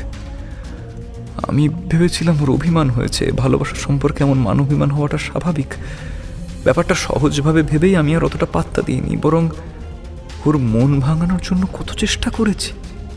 কিন্তু তখন তো আমি বুঝতে পারিনি বিষয়টা এতটা জটিল। তোকে আমার পিছন থেকে ছাড়ানোর জন্য একটা ফুল প্রুফ প্ল্যানের দরকার ছিল। আমি করেও ফেলেছিলাম সেটা, কিন্তু সমস্যা হলো তোকে নিয়ে। মৃন্ময় তাকায় রিক্তার দিকে। ওর মধ্যে এই মুহূর্তে কোনো রকম অনুভূতি কাজ করছে না। তুই তো সহজে আর আমার বাড়িতে নাইট স্টে করবি না, আর সেটা না করলে যে আমার প্ল্যানটাই সফল হতো না। তাই যেদিন শুনলাম তোর প্রচণ্ড জ্বর, আইডিয়াটা তখনই আমার মাথায় খেলে গেল। তোকে বাধ্য করলাম পরদিন ফ্রেশার্স পার্টিতে আসতে। সেদিন এসে তুই কি দিলি আমায়? না, একটা 10 টাকার গোলাপ ফুল। বাহ, তাও সেটা কিনে না, পার্টির ডেকোরেশনের জন্য যে ফুলগুলো আনা হয়েছিল সেখান থেকে। কিন্তু ওই ফুলে যে আমার ভালোবাসা ছিল, তুই শুধু টাকাটাই দেখলি। ভালোবাসা মাই ফুট, একটু আগেই বললাম না তোকে? ও হ্যাঁ, তো শোন, আমি জানতাম তোর প্রচণ্ড জ্বর হয়েছে। তোর গায়ে গা লাগিয়ে তো আমি বসেছিলাম, তাই বুঝতেও পেরেছি। আমার কাছে ওষুধ ছিল জানিস, কিন্তু আমি দিইনি। তোকে তখন ওয়াশরুমে অজ্ঞান অবস্থায় দেখে আমার যে কি আনন্দ হচ্ছিল সেটা তোকে বলে বোঝাতে পারবো না। একটা হাসির রেশ ছড়িয়ে পড়ল রিক্তার মুখ জুড়ে। অনেককে বলে তোকে আমার বাড়ি নিয়ে গেলাম, ডাক্তার দেখাবে সেটাও বললাম, কিন্তু ডাক্তার আর দেখাইনি। তোকে অজ্ঞান অবস্থায় ফেলে রেখেছিলাম, আর পাশের ঘরে আমি আর আমার বয়ফ্রেন্ড ইন্টিমেট অবস্থায় ছিলাম সারা রাত। জানিস, দারুণ মজা করেছি। ঘৃণায় চোখ মুখ কুঁচকে আসে মৃন্ময়ের। মুখ ঘুরিয়ে নেয় ও রিক্তার থেকে। এই ভিডিওটা আমার আর ওরই, তোকে শুধু এডিট করা হয়েছিল, না হলে যে তুই আমার পিছন ছাড়তিস না। রিক্তার কথা শেষ হওয়ার সাথে সাথে মৃন্ময় ওর গাল দুটো চিপে ধরে।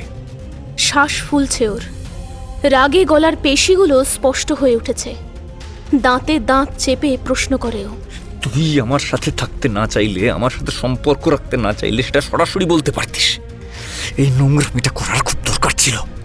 বেশি সিন ক্রিয়েট করিস না, সত্যিটা তুই আর আমি ছাড়া এখানে কেউ জানে না।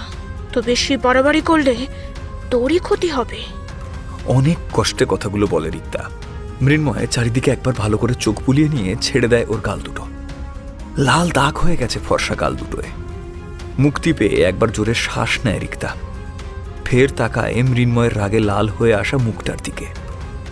অনেক বাকিদের মতোই কিচ্ছু জানে না, আমি তো ওকে শুধু ভিডিওটা দেখিয়েছিলাম। বাকি কাজটা ওই করে, আর এরপর বাদ বাকি কাজগুলো পাবলিকই করে দেবে। কিন্তু হ্যাঁ, আমি এটা শিওর করবো যাতে ওই ভিডিওটা কোনো পর্ন সাইট বা কলেজ এরিয়ার বাইরে না যায়। রিক্তা বাঁকা হেসে চলে আসতে গিয়েও আবার মৃন্ময়ের মুখোমুখি দাঁড়ায়। ও হ্যাঁ, এরপর থেকে আমার বা অনেকের দেখা আর পাবি না। আমরা কলেজ ছেড়ে চলে যাচ্ছি, বিদেশে যাব, ফ্যাশন ডিজাইনের কোর্স করব। ওকে, গুড বাই। রিক্তা ঠিক যেমনভাবে এসেছিল ঠিক সেইভাবেই চলে যায়। মৃন্ময় স্থাণুর মতো দাঁড়িয়ে থাকে একই জায়গায়। ওর সমস্ত শক্তি কেউ যেন কেড়ে নিয়েছে। বড্ড ক্লান্ত লাগছে ওর নিজেকে। হাঁটু করে বসে পড়েছে ওই নোংরা গ্রাউন্ডেই। চিৎকার করে কাঁদতে কাঁদতে হাত মুঠো করে বারবার আঘাত করতে থাকে গ্রাউন্ডে বসানো শক্ত পাথরে। আশেপাশের সবাই তাকিয়ে দেখে ওর দিকে, কেউ কেউ মুখ টিপে হাসে, আবার কেউ বা নোংরা কথা বলে ওঠে। কিন্তু ঠিক সেই মুহূর্তে মৃন্ময়ের কাঁধে হাত রাখে দুজন, যশ আর রিক। মৃন্ময় ভেজা চোখেই তাকায় সেই দুজন আগন্তুকের দিকে, কিন্তু কিছু বলার আগেই যশ বলে ওঠে, আমরা কিছু জানি না, কিন্তু আমরা তোকে বিশ্বাস করি। কারণ তুই ওই রকম করার ছেলে নোস, সেটা তোকে দেখলেই বোঝা যায়। তোকে দেখে আন্দাজ করতে পারা যায় তুই কতটা সরল। কিন্তু রিক্তা তোকে কোনোদিনও ভালোবাসেনি, ও শুধুই তোকে ব্যবহার করেছে। এতদিন ওর আর অনেকের কথা আমরা শুনেছিলাম, কিন্তু তোকে বলতে পারিনি কারণ তুই বিশ্বাস করতিস না। তার উপর আমাদের তো সেরকম বন্ধুত্বও ছিল না। রিকের মুখের দিকে যন্ত্রণা ভরা দৃষ্টিতে তাকায় মৃন্ময়। আজ থেকে না হয় আমরা বন্ধু হলাম, তোর সুখে দুঃখে সবসময় থাকবো, কথা দিচ্ছি আমরা। ওই দুটো ছেলেকে কেন জানি না খুব বিশ্বাস করতে ইচ্ছা করছে আজ মৃন্ময়ের। এত অবিশ্বাসের মাঝে এতটুকু বিশ্বাসও কেউ করে ওকে? দু হাতে দুজনকে শক্ত করে জড়িয়ে ধরে আবার কেঁদে ফেলেও।